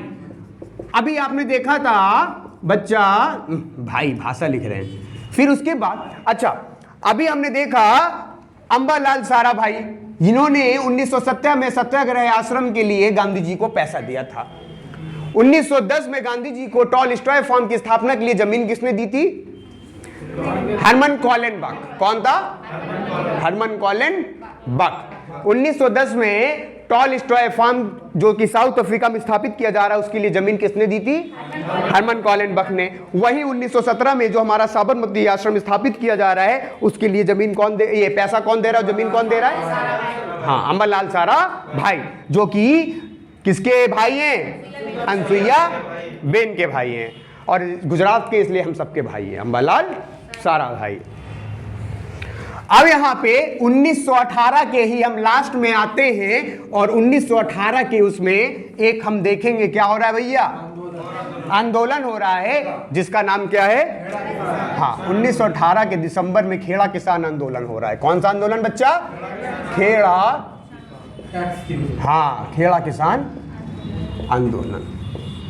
जो खेड़ा किसान आंदोलन है भैया कब हो रहा है, हाँ अच्छा एक चीज होता है, 1918 में कई बार क्रम में लगाने को दे दिया जाता है, तो 1918 में अहमदाबाद मिल मजदूर भी हो रहा है, और 1918 में ही खेड़ा ये भी हो रहा है। तो बच्चा कंफ्यूज होता है कि अहमदाबाद मिल पहले हो रहा है या फिर खेड़ा आंदोलन, है ना। तो याद रखना अहमदाबाद मिल, क्योंकि मिल मतलब कपड़ा, कपड़ा मतलब होली, जो कि होती है मार्च में।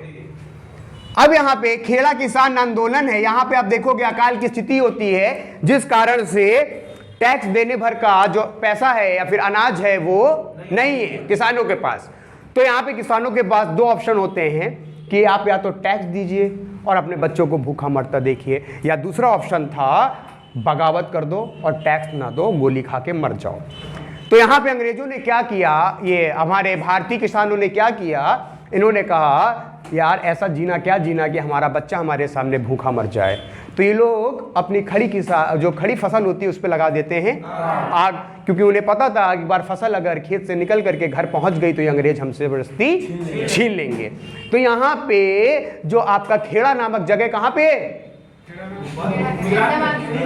गुजरात में। कहाँ पे, खेड़ा नामक जगह गुजरात में। अब यहां देखोगे जो खेड़ा किसान आंदोलन हो गया, तो यहां पे उन्होंने अपनी खड़ी फसल में लगा दी आग। सोचो ये फसल कब लगाई आग कब लगाई जा रही, 1918, आज से 103 वर्ष पहले।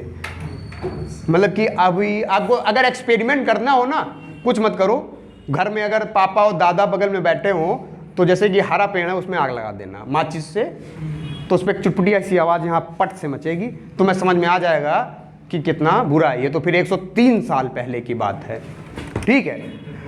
हाँ अरे टेक्नोलॉजी नहीं, अब तो तुम्हें उतनी कीमत नहीं है ना, अब तुम्हें उतनी कीमत नहीं पता है, गए आटा हो गया, चावल हो गया, सब खरीद लाए। लेकिन अगर एक चावल को देखो ना लगाते हुए, तो बड़ा मेहनत का काम है। एक एक पेड़ को आपको लगाना पड़ता है, जो पौधा है एक पेड़ एक एक हाथ से लगाया जाता है। और आप उतना छोड़ देते हो डेली। मेरा तो मानना है ये चावल एक ऐसी फसल है, इसको कभी बर्बाद नहीं करनी चाहिए। आप कम से कम 40 से 50 दाने तो सिर्फ उतना छोड़ आते हो, हाँ, धुलने में। और एक कितनी पेड़ मेहनत से लगता है, एक जगह सुखाड़ो, एक हाथ से उसको लगाओ, है ना। तो चावल तो बिल्कुल, वैसे तो कोई अनाज नहीं, लेकिन चावल तो बिल्कुल मत बर्बाद करो, बहुत मेहनत लगती है उसमें। अब यहाँ खेड़ा किसान आंदोलन 1918 दिसंबर में हो रहा है, और यहाँ पे आप देखते हो किसानों ने क्या कर दिया, खड़ी फसल पे आग लगा दी। और बेटा यहाँ पे गांधी जी को बुलाने वाले कौन थे? मोहनलाल व शंकर लाल, ठीक है। हाँ, और बेटा इसको क्या कहा गया था? वास्तविक किसान आंदोलन, ठीक है।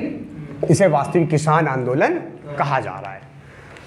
अच्छा, अब इसको एक चार्ट में देख लेते हैं एक साथ। क्या कर रहे हैं? एक साथ देख लेते हैं। जैसे कि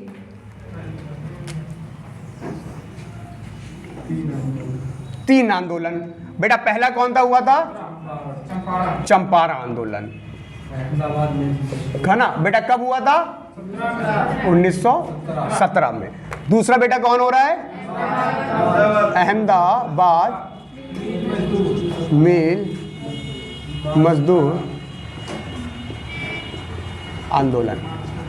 हमेशा मार्च जरूर लिखना, 1918। वही तीसरा कौन सा हो रहा है? खेड़ा किसान आंदोलन। कब हो रहा है? दिसंबर 1918। पहली बात तो ये है, आपको पहले तो क्या क्लियर होना चाहिए? डेट, चंपारण की डेट 1900 कौन सा ईयर है? अहमदाबाद मिल मजदूर आंदोलन का मार्च 1900, खेड़ा किसान आंदोलन का दिसंबर 1918।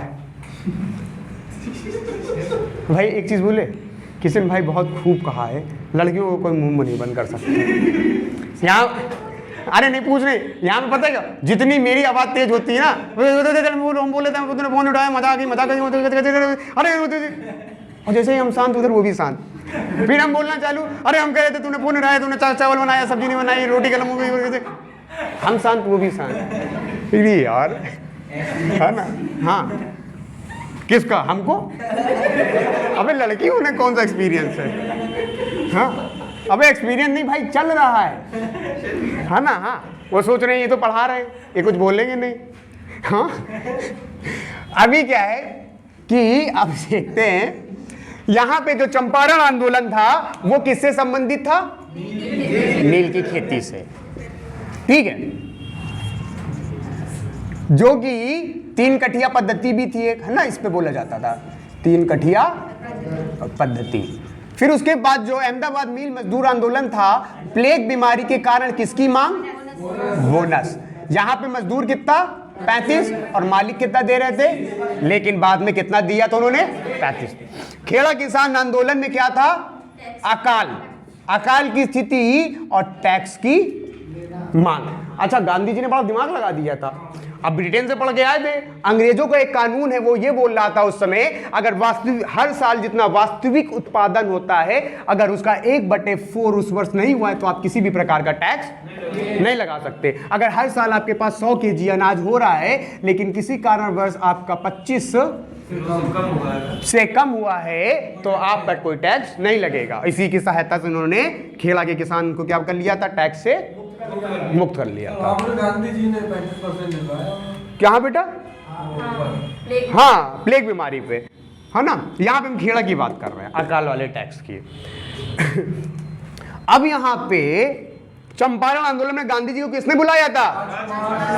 राजकुमार शुक्ल ने। और यहाँ पे अहमदाबाद मिल मजदूर में किसने बुलाया था?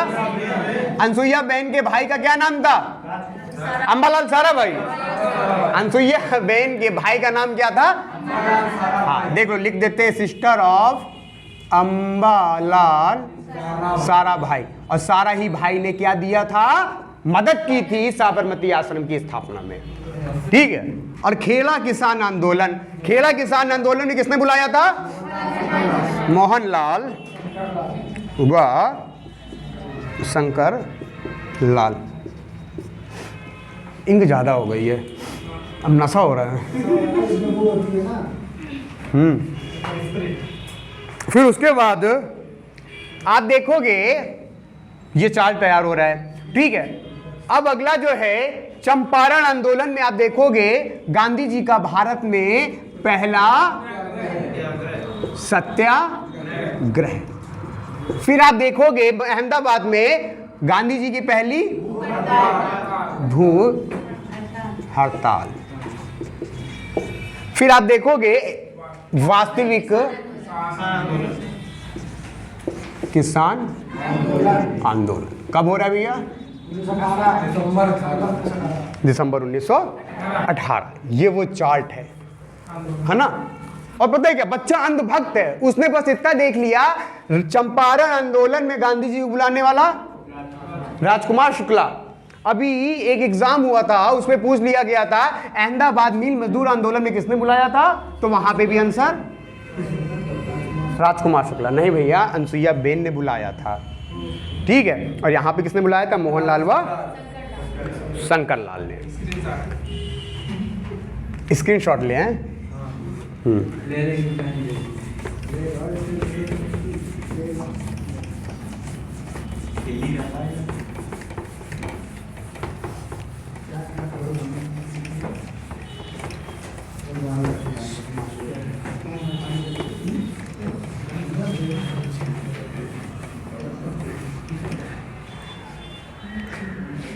क्या बताएं यार, राजकुमार शुक्ला शुक्ल शुक्ल बोल करके तुमने हमारे शुक्ला जी की याद करवा दी।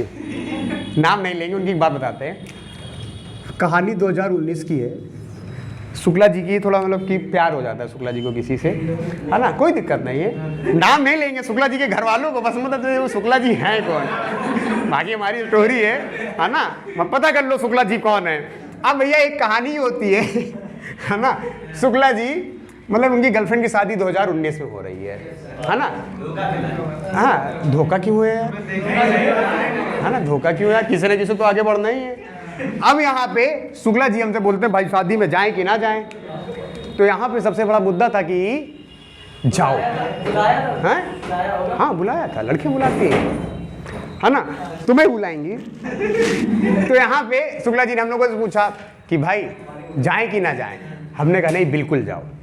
हमने और बिरजुया साथ में थे। अच्छा, हमारा क्या प्लान था? खाने का, कि बहुत दिन है यार खाने को होगा। शुक्ला जी ने कहा हमें थाम लेना यार। और हमने जाते ही वहाँ किसको थाम लिया? थाली को। शुक्ला थोड़ी देर बाद हम लोग फिर खा पी कर 1.5-2 घंटे बाद टहल रहे। शुक्ला जी बोल रहे इधर आओ। हम लोग आए, हमने शुक्ला जी कहाँ चले गए थे? कहते यही थामने आए थे। प्लेट को थाम के घूम रहे हो और हमारा 1.5 घंटे से देखे नहीं हमें हो क्या गया है। फिर हम लोगों ने उठाया, हम लोग शुक्ला जी देखो खा लो। शुक्ला जी बोलने लगे कुछ खावाएंगे नहीं। हमने कहा तो फिर चलो आगे घर ले करके। कहने अब समझ गए तुम हमको इसलिए लेके गए थे खाने के लिए। नहीं, हम लोग इसीलिए ले ही गए थे शुक्ला जी को, है ना। तो कभी भी किसी दोस्त की बात में ना आना। वो कभी भी तुमसे ऐसी कंडीशन बन रही है और तुम्हें ऐसा मिलेगा, तुम्हें इनविटेशन जरूर मिलेगा। आज की डेट में कोई दिक्कत नहीं है, आई एम सॉरी तुम अपने पैर में काबिल नहीं हो, खड़े नहीं हो, इसलिए मैं जा रही हूँ छोड़ करके, और तुमको शादी का काट थमा जाएगी। फिर उसके बाद तुम हो सकता है कट्टा के पास जाओ। कट्टा जाए कि ना जाए, कट्टा तुरंत दिमाग लगाएगा, अबे चलो चलो चलो गाड़ी खड़ी है। लेकिन कट्टा वहां तुम्हें बैकअप नहीं देगा, ये अपना बैकअप सेट करेगा, है ना। ये चीज है। अतुल ले लो कितनी। हाँ, अतुल मेले में बहुत घूमता है। अब यहाँ पे आंदोलन भैया 1917 में जब चंपारण आंदोलन चालू होता है तो अंग्रेजों ने बैकअप प्लान के तौर पे किसको ला दिया होता है? रॉलेट एक्ट बन के तैयार हो गया है, लेकिन लागू, हाँ अब ये लागू कब हो रहा है? क्योंकि अब इनको लगता है 1917 का चंपारण 1918 के मार्च का कौन सा? अहमदाबाद मिल मजदूर आंदोलन और 1918 दिसंबर का खेड़ा किसान आंदोलन। अब अंग्रेजों को लगा अगर अब इन्हें नहीं रोका तो अब हमारा भारत में नस्ते नाबूद कर देगा ये लाठी वाला बाबा। तो अब यहां पे 1919 में क्या लगा देंगे, रॉलेट एक्ट। और इसी रॉलेट एक्ट के ही विरोध में एक आपका 13 अप्रैल 1919 में क्या होता है, जलियांवाला बाग। अच्छा, इसकी भी कहानी समझे तो एक कहानी है। जब रॉलेट एक्ट लगाया जाता है तो 4 अप्रैल को गांधी जी सब बड़े नेताओं को कहां बुला रहे हैं, दिल्ली। और 6 अप्रैल को गांधी जी देशव्यापी हड़ताल कर रहे हैं। और 8 अप्रैल को क्या हो रहा है बच्चा, गांधी जी को, अच्छा 6 अप्रैल को न्योता भी मिला कि भैया जब टाइम मिले तो जरा पंजाब आओ। तो 8 अप्रैल को गांधी जी कहां निकल लिए, पंजाब। और जब ये पंजाब जा रहे होते हैं तो बीच में ही पलवल नाम का स्टेशन है जो कहां पड़ता है भैया, कौन से राज्य में, हरियाणा में। गांधी जी को हाँ अरेस्ट ना बोलना, क्योंकि गांधी जी पहली बार अरेस्ट 22 में हो रहे हैं, अरेस्ट मत बोलना कभी भी, ठीक है। हाँ सिर्फ क्या कर रहे हैं, पुलिस उन्हें उठा पकड़ के ले जा रही है, उठा लेके, ठीक है। अच्छा, जब कोई बड़ा नेता आता है तो नेताजी के साथ कुछ पल, जैसे भैया भाभी आ गए, बाबा आ गए, तो जैसे फोटो कोई खींच ली तो हाँ कुछ सुकून के पल, कुछ अच्छे पल, है ना। वैसे ही पल बिताने के लिए यहां पे जब महात्मा गांधी पहुंच रहे होते हैं 8 अप्रैल को, तो 2 व्यक्ति हैं जिन्हें जिम्मेदारी दी जाती है कि आप गांधी जी को रिसीव करेंगे और पंजाब घुमाएंगे। तो 9 अप्रैल को सत्यपाल और सैफुद्दीन किचलू क्या करते हैं, इन्हें लेने जाते हैं। तो ये देखते हैं ट्रेन में महात्मा गांधी है ही नहीं। तो वहां के लोगों से पूछते हैं कोई आया था, पतले दुबले से थे, तो इन्हें पता चलता है हाँ 2-4 लोगों के साथ तो थे। पलवल के हरियाणा में उन्हें पुलिस हाँ पकड़ लिया पुलिस ने। अब इन दोनों का दिमाग खराब हो गया कि पहले तो आपने रॉलेट एक्ट लगाया, फिर उसने आपने हमारे नेता गांधी जी को पकड़ लिया। अब यहां से ये क्या करेंगे, 9 अप्रैल को मोर्चा करेंगे। तभी इनको क्या कर लिया जाता है, गिरफ्तार कर लिया जाता है, सतपाल को और किचलू को। यहां पे गांधी जी को पलवल जो है हरियाणा के स्टेशन में पकड़ करके कहां भेज दिया जाता है, बंबई भेज दिया जाता है। अब 9 अप्रैल को सतपाल एंड किचलू को अरेस्ट कर लिया। तो अच्छा, सैफुद्दीन किचलू और क्या कर रहे थे, पैदल यात्रा निकाल रहे थे, मार्च पास कर रहे थे, परेड कर रहे थे। तो यहां पे जब 9 अप्रैल को इनको पकड़ लिया गया तो अब पंजाब में ही लोग कहते हैं अब भैया बहुत ज्यादा सर से पानी जा चुका है। सबसे पहले तो आपने रॉलेट एक्ट लगा दिया, फिर गांधी जी को गिरफ्तार कर लिया, फिर हमारे सतपाल और सैफुद्दीन किचलू को कर लिया गिरफ्तार। अब हमसे बर्दाश्त के बाहर है, अगर अब हम शांत रहे तो फिर तो ये हमें एकदम दबा ही देंगे। तो यहाँ पे एक व्यक्ति हैं लाला हंसराज। लाला हंसराज प्लान करता है कि भैया बैसाखी वाले दिन 13 अप्रैल को हम क्या करते हैं, बैठक करते हैं 1919 में जलियांवाले बाग में। सब लोग तैयार हो गए और ये लाला हंसराज गद्दारी कर जाता है, उधर सूचना दे देता है डायर को कि डायर देखो यहाँ पे भारी भरकम भीड़ आ रही है, आंदोलन करेगी, आप थोड़ा संभल जाओ। तो 13 अप्रैल 1919 को ही आप देखोगे कि किस तरह से जनरल डायर आता है और एक नरसंग हत्याकांड को अंजाम दिया जाता है। और इससे संबंधित 2 कमेटी बनती हैं जो जांच करती हैं कि जलियांवाले बाग कांड में आखिर क्या सत्यता है। तो जो भारतीय कमेटी है उसका नाम था तहकीकात कमेटी। भारतीय कमेटी का क्या नाम था, तहकीकात। और उसके बाद जो अंग्रेजी थी उसका क्या नाम था, हंटर कमेटी। ठीक है, तो जलिया बाग वाले कांड की जांच करने के लिए भारतीय कमेटी है ना, कौन सी भैया, तहकीकात। और वो अंग्रेजों वाली कौन सी थी, हंटर कमेटी। ठीक है,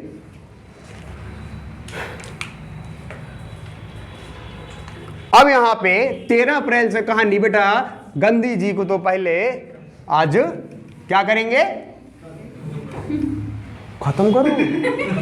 अबे वीडियो चल रहा है। हाँ, गांधी जी चैप्टर खत्म करेंगे।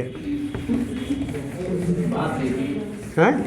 अरे नहीं यार, अब यही जैसे कि एक बार हमने बोला था क्या, संविधान को खत्म करना है, तो बाद में सोचा अगर कोई इतनी क्लिप बना लेता संविधान को खत्म करना है और कहीं पूरे भारत में फैला देता, ये देखो बड़ी आंख वाला मास्टर संविधान को खत्म करने वाला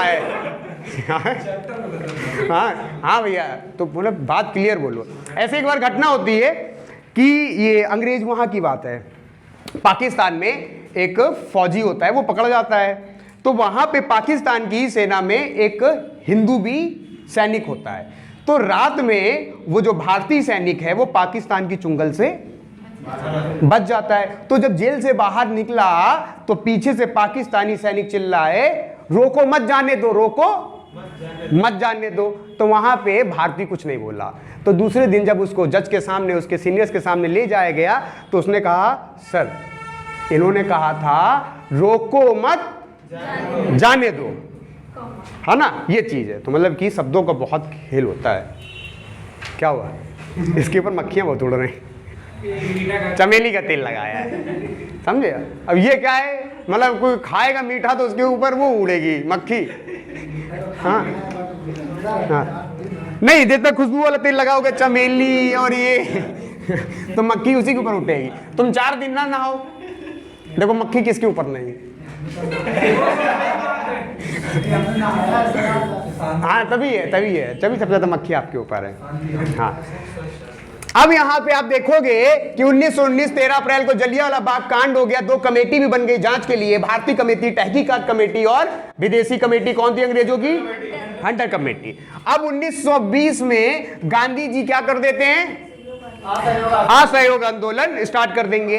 अच्छा, असहयोग, किसी भी आंदोलन को अगर आपको शामिल ये चाहते हो कि देश व्यापी हो तो जरूरी होती है कांग्रेस की सहमति, कांग्रेस के मंच से। तो यहां पे गांधी जी, देखो सबसे पहले एक विशेष अधिवेशन होता है कलकत्ता में। कहां पे? कलकत्ता में। आप यहां पे अध्यक्षता कौन करता है? लाला लाजपत राय। और वही, अच्छा, लाला लाजपत राय की मृत्यु कब हुई थी? 17 नवंबर 1928 में, है ना, मृत्यु हुई थी। हाँ, लाला लाजपत राय की लाठी लगने से। अब वहीं से तो पूरा HSRA, Basanti Devi wife of Amarlal Sarabhai, है ना, HSRA, वो कल करेंगे HSRA। अब यहाँ पे कलकत्ता, है ना, अभी आज ही निपटा देंगे HSRA भाई, 10 मिनट का हो चुका। चलो ठीक है। अच्छा, इतना पढ़ा देते हैं कि हमें खुद नहीं पता होता। हाँ, गांधी जी आज खत्म करते हैं। कलकत्ता में क्या होता है? लाला लाजपत राय की अध्यक्षता में आपका अधिवेशन हो रहा है। और इस अधिवेशन में क्या असहयोग आंदोलन का प्रस्ताव पास होगा? 9, है ना। हाँ, क्योंकि कौन खिलाफत कर रहा है? अब ये CR दास याद है ना, किसके गुरु थे? सुभाष चंद्र बोस के। सुभाष चंद्र बोस को नेताजी किसने कहा था? महात्मा गांधी ने। ठीक है। अब यहां पे आप देखेंगे CR दास, इनकी वाइफ का क्या नाम था? बसंती देवी को मत भूलना। HSRA में जो तांडव लाहौर षड्यंत्र कांड है, बसंती देवी करवाएंगी। अच्छा, हमने देखा हर बड़े कांड के पीछे महिला होती है ना, लेकिन मुंह से मत बोलना, ना मत। हाँ, धार्मिक है, वो चुनाव चल रहे हैं। अब यहाँ पे नहीं पास हुआ।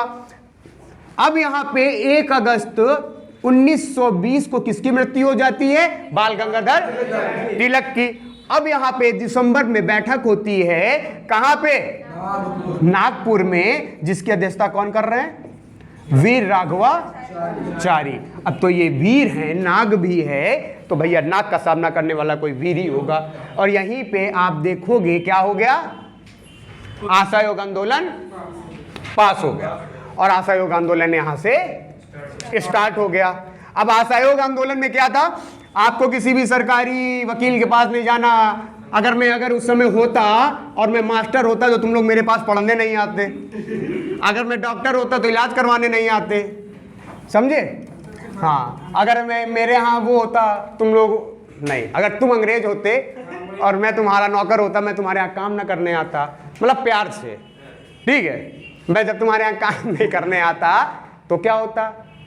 शाम को तुम घर जाते, है ना, फिर शाम को तुम्हें बोलती, हे मनीष बेबी, आओ कपड़े धुलो, बर्तन धुलो, झाड़ू लगाओ, कॉफी बनाओ, है ना। मतलब यहाँ पे काम नहीं है। अगर सरकारी मास्टर कोई पढ़ने नहीं आ रहा है, सरकारी वकील हो तो कोई केस नहीं आ रहा है, और घर जाओ तो आपकी जो गर्लफ्रेंड या फिर वाइफ होगी वो कहेगी कपड़े धुलो, पोछा लगाओ। तो यानी कि बड़ा खतरनाक था असहयोग आंदोलन। तो यहां पे आप देखोगे जो असहयोग आंदोलन कब स्टार्ट हो रहा है, 1920 में। अब 5 फरवरी 1922, यहाँ 5 लिख लो या फिर भैया 4 दोनों लिख लो। 4 और 5 फरवरी आप देखोगे या तो 4 दिख जाएगी तो 5 दिख जाएगी, ठीक है। तो यहाँ पे एक कांड हो जाता है चौरी चौरा कांड। जब ये चौरी चौरा कांड होता है, चौरी चौरा नामक जगह कहां पे, गोरखपुर, ठीक है। अब यहां पे जब चौरी चौरा कांड होता है तो ये पूरा का पूरा कांड किसके ऊपर लगा दिया जाता है, महात्मा गांधी के ऊपर। अंग्रेज सोचते हैं अच्छा मौका है, इसने तो असहयोग आंदोलन स्टार्ट किया हुआ है, असहयोग आंदोलन की वजह से हमारी नाक पे दम है, अब यही मौका है गांधी जी को फंसा लो अपने चंगुल में। और ये चौरा जो कांड है उसका इल्जाम किसके ऊपर रख दिए। अब सोचो किसी व्यक्ति ने अपने पूरे जीवन में मक्खी न मारी हो, उसके ऊपर 22 पुलिसकर्मियों को जिंदा जला देने का अगर इल्जाम लगा दिया जाए तो उसके लिए तो सब बेकारी है। उनकी वो पूरी की पूरी इमेज थी, वो किस पे थी, है ना, अपने अहिंसा और सत्य। और यहाँ पे आने के 20 लोगों को जो व्यक्ति जलवा रहा है वो अहिंसावादी तो नहीं हो सकता, वो कैसा है, हिंसक है। तो यहाँ पे आप देखोगे जब यहाँ पे चौरी चौरा कांड होता है तो गांधी जी अंग्रेजों के साथ एक 12 फरवरी 1922 में गांधी जी क्या पेश कर रहे हैं, बरदौली नामक जगह कहां पे है, गुजरात में। कहां पे, हाँ, बरदौली नामक जो जगह है वो आपके गुजरात में है। तो 12 फरवरी 1922 को क्या होता है भैया, है ना, बरदौली प्रस्ताव गांधी जी पेश करते हैं और इसके माध्यम से ये लोग क्या कहते हैं, हाँ, असहयोग आंदोलन को वापस। जैसे ही असहयोग आंदोलन को वापस करते हैं तुरंत पुलिस इन्हें गिरफ्तार कर लेती है और जेल में डाल देती है। कितने दिन के लिए, 6 वर्ष के लिए। यानी कि ये बंदा 1922 में जेल जा रहा है तो कब आना था, तो 1924 में बेलगांव कांग्रेस अधिवेशन कैसे हो गया,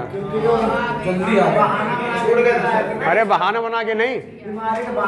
हाँ, एक तो बेचारे को 22 पुलिसकर्मियों का इल्जाम, तो ये अंदर जा करके क्या कर दिया, अपना सर पटकने लगे, है ना, और ये मेंटली डिस्टर्बेंस अपने आप को क्या करने लगे, प्रूफ करने लगे। तो बाहर खबर चलने लगी कि इतना अहिंसा का जो पुजारी व्यक्ति है उसको अंग्रेजों ने पगला दिया। और सबसे बड़ी बात, इन्होंने खाना आना सब क्या कर दिया था, छोड़ दिया था।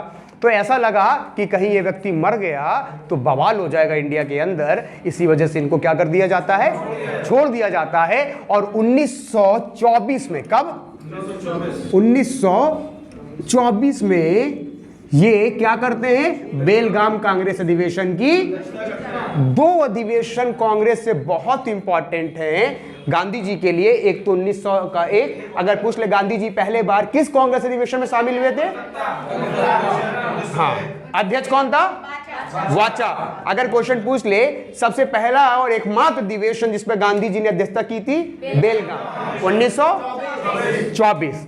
अब यहाँ पे 1924 में इन्होंने अध्यक्षता की। अब बच्चा, वो आदमी बहुत डरा हुआ है क्योंकि उसके ऊपर 22 पुलिसकर्मियों का इल्जाम था कि उन्होंने जलवा के मरवा दिया है। तो यहाँ से गांधी जी एकदम थोड़ा सा शांत हो जाएंगे और अपना टारगेट किसको कर लेंगे, खादीवादी की तरफ।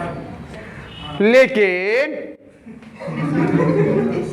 1929 भैया कौन सा अधिवेशन, लाहौर कांग्रेस अधिवेशन। अध्यक्षता कौन कर रहा है, जवाहरलाल, हाँ, यहां पे जवाहरलाल नेहरू अध्यक्षता कर रहे हैं। तो यहां पे आप देखोगे जवाहरलाल नेहरू किसकी मांग करते हैं उस वक्त, पूर्ण स्वराज की। तो बच्चा यहीं पे आपको समझ में आएगा कि लाहौर अधिवेशन जवाहरलाल नेहरू के अध्यक्षता में पूर्ण स्वराज की मांग, और यही जवाहरलाल नेहरू गांधी जी को राष्ट्रीय आंदोलन का नेता बना देते हैं। कब बना रहे हैं, 1929 दिसंबर। नहीं बच्चा, वो तो भी आएगी कहानी, 1929। अच्छा, यहां पे जिस दिन ये पूर्ण स्वराज की घोषणा कर रहे हैं 31 दिसंबर का ही दिन होता है है ना। लेकिन ये दिन उसी दिन किया था कि नहीं, ये नहीं भैया कंफर्म।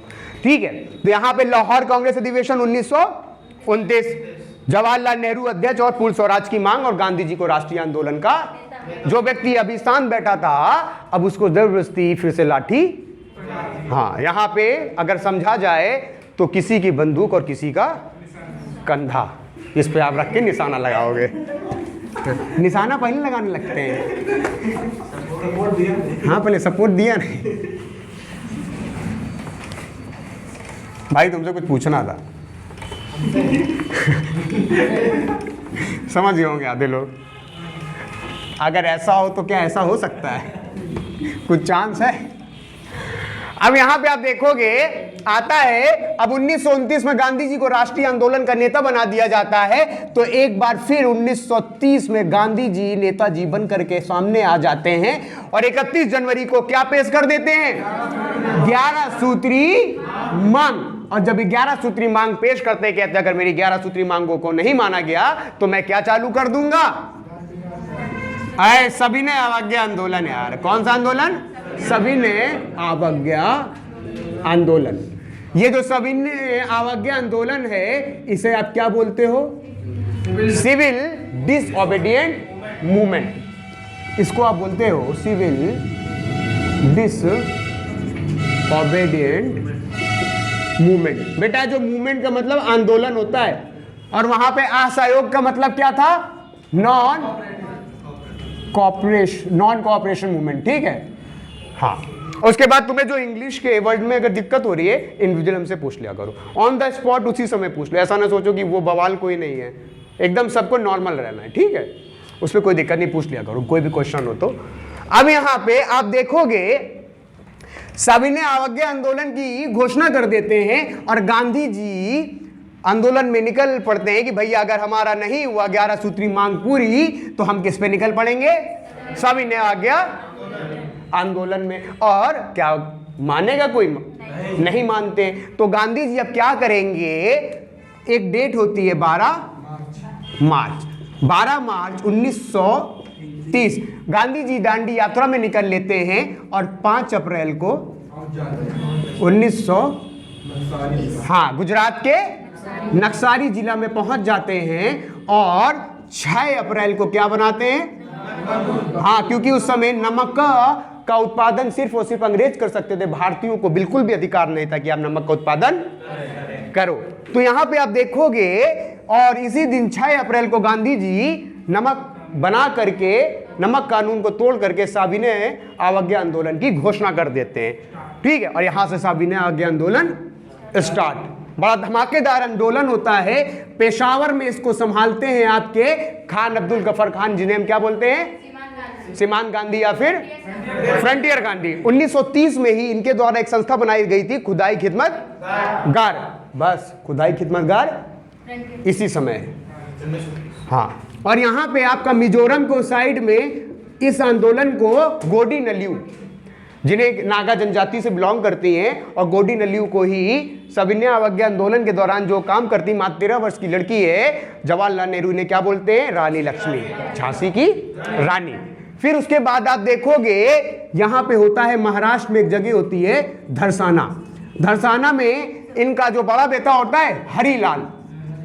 ठीक है, हरिलाल प्लस सरोजनी नायडू इस मोर्चे को संभालती हैं। और यहां पे आपका स्वतंत्र भारत का पहला गवर्नर जनरल श्री राजगोपालचारी दक्षिण भारत में। यानी कि ये आंदोलन अपने पूरे के पूरे जोरों शोर में है और पूरा का भारत इस पे बढ़ चढ़ के हिस्सा ले रहा है। अब यहां से अंग्रेज बहुत ज्यादा घबरा जाते हैं, क्योंकि अभी साइमन कमीशन का आंदोलन का, साइमन कमीशन जो हो रहा है उसका विरोध हो रहा है। और अब किसका विरोध हो रहा है? हमारे सविनय अवज्ञा आंदोलन के माध्यम से हमारा विरोध हो रहा है। तो अब इन दो आंदोलन के चलते अंग्रेज डिसाइड करते हैं कि जो हमारे बड़े भारतीय नेता हैं उन्हें बुलाओ और उनसे कह दो ये आंदोलनबाजी क्या कर दें, क्योंकि बदबू आने लगी थी अंग्रेजों को द्वितीय विश्व युद्ध की। तो यहां पे वो कैसे भी चाहते हैं कि स्थिति को क्या कर लिया जाए, अपने फेवर में। अपने जो दुश्मन है, जितने भी आपके दुश्मन है, उन्हें जितना भी अच्छा हो, बुरे समय में क्या बना लो? दोस्त। जब अच्छा समय आए तो पीछे ले जाके चट से, है ना। लेकिन कभी भी अगर बुरा समय आए तो वहां पे दोस्तों को, दुश्मनों को दोस्त बना लेना चाहिए। तो यहां पे अब ये क्या करेंगे कि 1930 में जब सविनय अवज्ञा आंदोलन अपने जोरों शोर में होता है, तो यहां पे अंग्रेज डिसाइड करते हैं कि सारे के सारे बड़े भारतीयों को कहां बुलाओ, ब्रिटेन बुलाओ, एक बैठक करते हैं। और इस बैठक को हमने क्या नाम दिया, क्योंकि यहां पे गोलमेज होता है, ये पहली बार होता है जहां पे अंग्रेज ब्रिटिश सम्राट जॉर्ज पंचम, वहां के प्रधानमंत्री रैमजे मैकडॉनल्ड हमारे सामने बैठ करके डायरेक्ट बात करने वाले हैं। तो यहां आप देखोगे भैया क्या हो रहा है, गोलमेज सम्मेलन। जब ये गोलमेज सम्मेलन होता है तो कितने गोलमेज सम्मेलन है, फर्स्ट, सेकेंड और ब्रिटेन में। हाँ बच्चा, लंदन में, ठीक है, ब्रिटेन के लंदन में। तो फर्स्ट जेम्स पैलेस में हो रहा है, जेम्स पैलेस। और गांधी जी कहां रुके थे, किंग्सले हॉल में। और गांधी जी किस जहाज में बैठ गए थे, एसएस राजपुताना। अब यहां पे देखोगे जो प्रथम गोलमेज सम्मेलन हो रहा है ये कौन से वर्ष हो रहा है, 1900, द्वितीय गोलमेज सम्मेलन, और तृतीय 32। यहां पे आप देखोगे क्या अच्छा 1929 जवाहरलाल नेहरू ने राष्ट्रीय आंदोलन के नेता महात्मा गांधी को, क्या यहां पे महात्मा गांधी जाते हैं, नहीं जाते हैं, महात्मा गांधी यहां पे नहीं गए। तीनों गोलमेज सम्मेलन में शामिल होने वाले हमारे डॉक्टर अंबेडकर, डॉक्टर अंबेडकर। यहां पे गांधी जी देखते हैं, ये आपके जो वहां के ब्रिटेन के सम्राट है जॉर्ज पंचम, पहली बैठक में वो देख रहे हैं कि सबसे बड़ा नेता जिसे 1929 में घोषित किया गया है महात्मा गांधी नहीं है। उन्होंने उस समय जो प्रधानमंत्री रैमजे मैकडॉनल्ड थे उन्हें बुलाया कि भैया वो गैंडी कहाँ पे है। तो उन्होंने कहा जब गैंडी हो तब ना। उन्होंने कहा सॉरी सर गैंडी तो आए नहीं है। उन्होंने कहा सुअर कहीं कि मैं यहाँ पे आया हूँ तो किनसे बात करूँ, राष्ट्रीय आंदोलन का जो सबसे बड़ा नेता है भारत का वो तो है ही नहीं है, मैं इन लोगों से बात करूँ। और यहाँ पे जब रैमजे मैकडॉनल्ड को डांट पड़ती है वो अपना पूरा का पूरा गुस्सा किस पे निकालता है, इरविन पे। सुअर कहेंगे तुम्हारी ये व्यवस्था है, तुम्हारे चक्कर में हमारी आज इतनी डांट पड़ी है। याद रखना द्वितीय गोलमेज सम्मेलन में अगर गांधी जी नहीं, अच्छा उस समय हवाई जहाज तो था नहीं कि तुरंत बुला लेते, घसीटवा लेते, महीनों का सफर था। तो यहाँ पे अब क्या होगा, इरविन को कहा जाएगा अगर द्वितीय गोलमेज सम्मेलन में गांधी जी शामिल नहीं हुए तो तुम्हारा नौकरी गया और तुम्हें कोई पेंशन नहीं मिलेगी। अब यहाँ पे आप देखोगे अब इरविन के ऊपर क्या है, प्रेशर है कि अच्छा ये NSD 1931 में, सॉरी 1930 में नवंबर, 1971, 1932 गोलमेज सम्मेलन का महीना भी याद करना है तो NSD, ठीक है, 30 वाला N, 31 वाला S और D। अब यहां पे आप देखोगे यहां पे महात्मा गांधी को ले जाने के लिए 5 मार्च 1931 को क्या होगा, गांधी न्यूज समझौता। अच्छा एक बच्चा, अच्छा ये 36 लिख दिए क्या, हाँ 31, अरे 36 में तो पूरी कहानी खत्म हो जाएगी। अच्छा यहां पे अगर आप समझोगे तो महीने को देखते, पिछले महीने को 17 फरवरी 1931 को हमने किसको खो दिया था, चंद्रशेखर आजाद को। 16 फरवरी 1931 को हमने किसको खो दिया, जिन्होंने क्या पेश किया था, नेहरू रिपोर्ट, मोतीलाल, यानी 1931 बिल्कुल भी अच्छा नहीं है। और हम अब अगला किसको खोलने वाले थे, 24 मार्च को, लेकिन देखो अभी हमें डेट नहीं पता, वो तो तत्कालीन ऐसी स्थिति बन जाती है कि फांसी हम कब दे देते हैं, 23 मार्च को, क्योंकि डर होता है कि लोग जेल तोड़ करके भगत सिंह को बचा ले जाएंगे। तो यहां पे आप देखोगे भारत के अंदर ये दो बड़ी घटना हो चुकी हैं। अब 5 मार्च 1931 को गांधी जी को लेने के लिए कौन आता है, इरविन आता है। और जब इरविन आता है तो गांधी जी से पहले ही कह देता है कि हम सब कुछ करिएगा, बस एक नजर आ गया, बस 5 रन। अब यहां पे क्या होगा कि ये बोल देंगे, इरविन बोलते हैं गांधी जी से, हम आपकी सब मांग पूरी करेंगे पर जो आपके आंदोलनकारी वाले कैदी हैं उन्हें मत छुड़वाइएगा। आपके जितने राजनीतिक कैदी उन्हें छोड़ देंगे, जिन्होंने बम से या फिर बंदूकों से हमारे ऊपर अटैक किया उनको नहीं छोड़ेंगे। तो यहाँ पे गांधी जी सोचते हैं कि कैसे भी करके जिनको हम बचा सकते हैं उन्हें बचा लेते हैं। तो गांधी जी सोचते हैं कि अगर हमारे हजारों राजनीतिक कैदी बच सकते हैं आंदोलनकारी तो उन्हें हम बचाएंगे, और इसी चक्कर में वो गांधी जी से इरविन से बात नहीं करता। एक लंबी चर्चा है, लेकिन इस पर छोटी सी कहानी है जो शायद से आप लोगों को नहीं पता है। वो है 23 दिसंबर 1900 हमने गुल खिला दिया था। क्या गुल खिलाया था? चंद्रशेखर आजाद जी ने इस इरविन के ऊपर जो चिरकुट आ रहा है 5 मार्च 1931 को हमसे गांधी इरविन समझौता करने, हमने इसके ऊपर बम फेंक दिया था। तो मैं लग रहा था जिसके ऊपर बम फेंका गया था उसे छोड़ेंगे, और इसी के उसमें आप देख रहे हो कि चंद्रशेखर आजाद को फांसी भी हो चुकी है। पता था अगर ये छूट गया ना तो सबसे पहले भगत सिंह किसकी काटेगा गला? इरविन का, क्योंकि एक दोस्त तो चला ही गया है 16 फरवरी 1931 अल्फ्रेड पार्क इलाहाबाद में, जिसे मार दिया गया है चंद्रशेखर को। तो यहाँ पे इरविन समझ जाता है भाई भगत सिंह न छूटे। तो यहाँ पे आप देखोगे कि जब 5 मार्च को गांधी जी के साथ बैठक होती, गांधी इरविन समझौता, तो यहाँ पे गांधी जी मांग नहीं करते हैं। गांधी जी फांसी की जो सजा को रोकने की मांग नहीं करते हैं, कहते हैं जितना आंदोलनकारी बच रहा है उसे बचा लेते हैं। तो यहाँ पे आपका 5 मार्च को गांधी इरविन समझौता हो गया, और गांधी जी कहाँ चले गए? यहाँ पे शामिल होने चले गए। और शामिल होने जब चले गए तो यहाँ पे आप देखोगे कि क्या हो रहा है, गांधी जी द्वितीय में शामिल हो गए। तीनों में शामिल होने वाला है ना, वाले सॉरी, और यहाँ पे मात्र एक में शामिल होने वाले गांधी जी। ठीक है, गांधी जी मात्र एक में शामिल हुए थे, सेकंड वाले में, जो कि 1931 सितंबर में हो रहा है। अब यहाँ पे जब गांधी जी गए तो यहाँ पे इनको ये समझ में आता है कि डॉक्टर अंबेडकर के साथ एक खेल कर दिया गया। डॉक्टर अंबेडकर को अंग्रेज एक लालच दे रहे हैं पृथक निर्वाचन क्षेत्र का, जिसके कारण से गांधी जी आप देखोगे कि यहाँ पे इस आंदोलन, ये सेकेंड गोल में सम्मेलन से गुस्सा होकर के छोड़ करके कहाँ चले आते हैं? भारत वापस चले आते हैं। ठीक है, अब जब यहाँ पे 5 मार्च को गांधी इरविन समझौता हुआ था तो ये जो सविनय अवज्ञा आंदोलन चलाया है उसे बंद करके जाते हैं, और यहाँ पर वापस आकर के 1932 में क्या कर देते हैं? सविनय अवज्ञा आंदोलन को पुनः स्टार्ट कर देते हैं, जिसके कारण से इन्हें वो जेल में भेज दिया जाता है। यरवदा की जेल पूना में है। अब यहाँ पे आप देखोगे कि आपका अगली जो कहानी बन रही है कि 1931 में गांधी जी ने समझा कि डॉक्टर अंबेडकर को क्या दिया जा रहा है? पृथक निर्वाचन क्षेत्र, कि दलित को हम क्या देंगे? पृथक निर्वाचन क्षेत्र। और गांधी जी क्या चाहते थे? दलितों को क्या दिया जाए? दोनों में अंतर क्या है बच्चा? पृथक निर्वाचन क्षेत्र मतलब अगर कानपुर से दलित कैंडिडेट तो सारे का दलित लड़ेंगे, लेकिन वोट कौन देगा? सिर्फ दलित देंगे। और आरक्षण में कैंडिडेट दलित ही होंगे लेकिन वोट सब देंगे। तो गांधी जी ने कहा ये क्या बेवकूफियत भरा तुम काम कर रहे हो? पृथक निर्वाचन क्षेत्र मतलब कि आप साफ साफ अगले जो दूसरे लोग हैं उनके मन में क्या घोल रहे हो? जहर घोल रहे हो।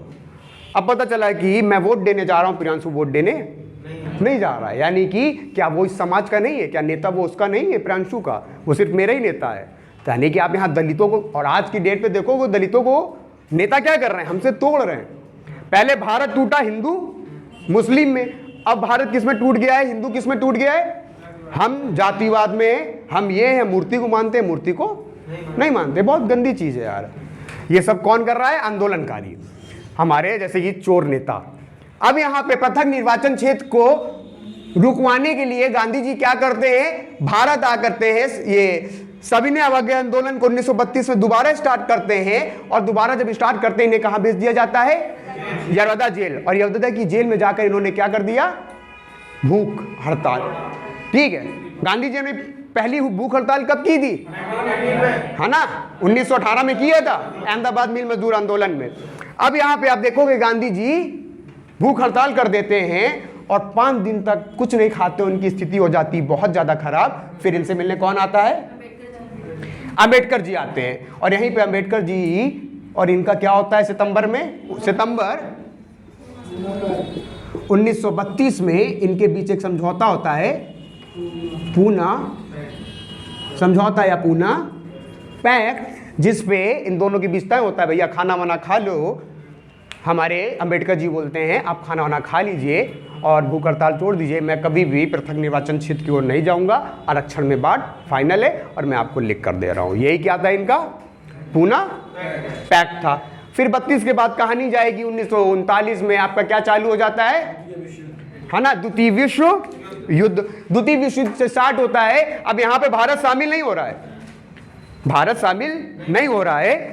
अच्छा, द्वितीय विश्व युद्ध से याद आया प्रथम विश्व युद्ध 1900 है ना, जब 14 से 18 चल रहा था, तो इस बीच क्या होता है, गांधी जी 1915 में जब आ रहे हैं और प्रथम विश्व युद्ध चल रहा है, प्रथम विश्व युद्ध 1914 से 18, तो 15 में जब गांधी जी आते हैं तो भारतीय युवाओं को प्रेरित करते हैं कि आप क्या ज्वाइन करो, सेना ज्वाइन करो और ब्रिटिशर्स का साथ दो।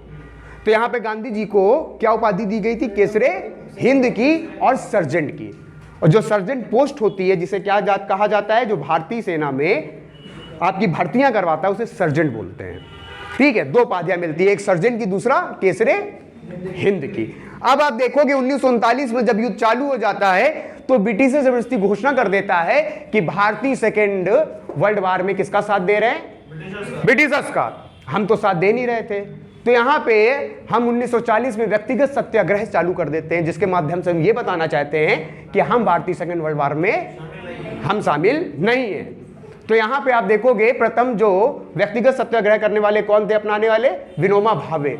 द्वितीय कौन थे, जवाहरलाल नेहरू।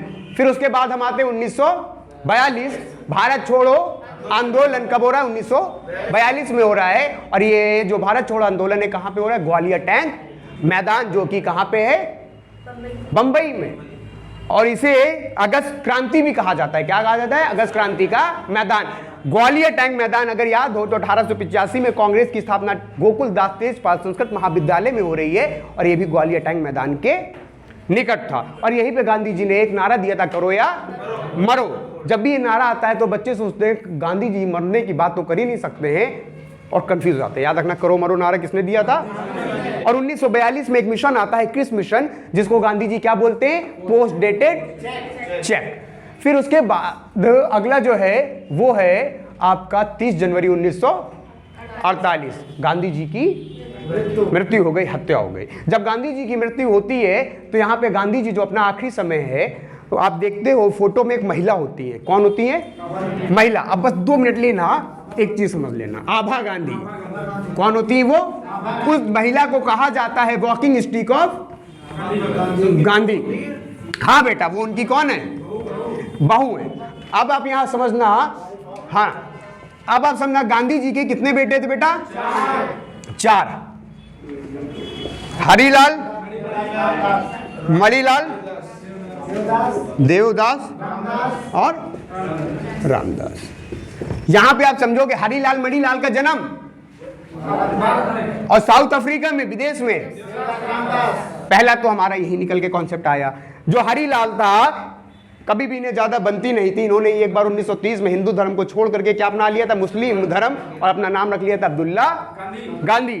ठीक है, फिर उसके बाद याद रखना गांधी जी कुल कितने बेटे हैं, 4। और इन्होंने अपना 5वां पुत्र किसे कहा था, जमनलाल बजाज को इन्होंने अपना 5वां पुत्र कहा था, लेकिन ये पुत्र था नहीं, सिर्फ कह रहे हैं। ठीक है, हाँ कोई पुत्र नहीं है। हाँ हाँ, हरिलाल, मणिलाल, अरे रुको भाई, रामदेव, देव कैसे पहले आ गया, है ना, हाँ ट्रिक नहीं थी, रामदास और देवदास।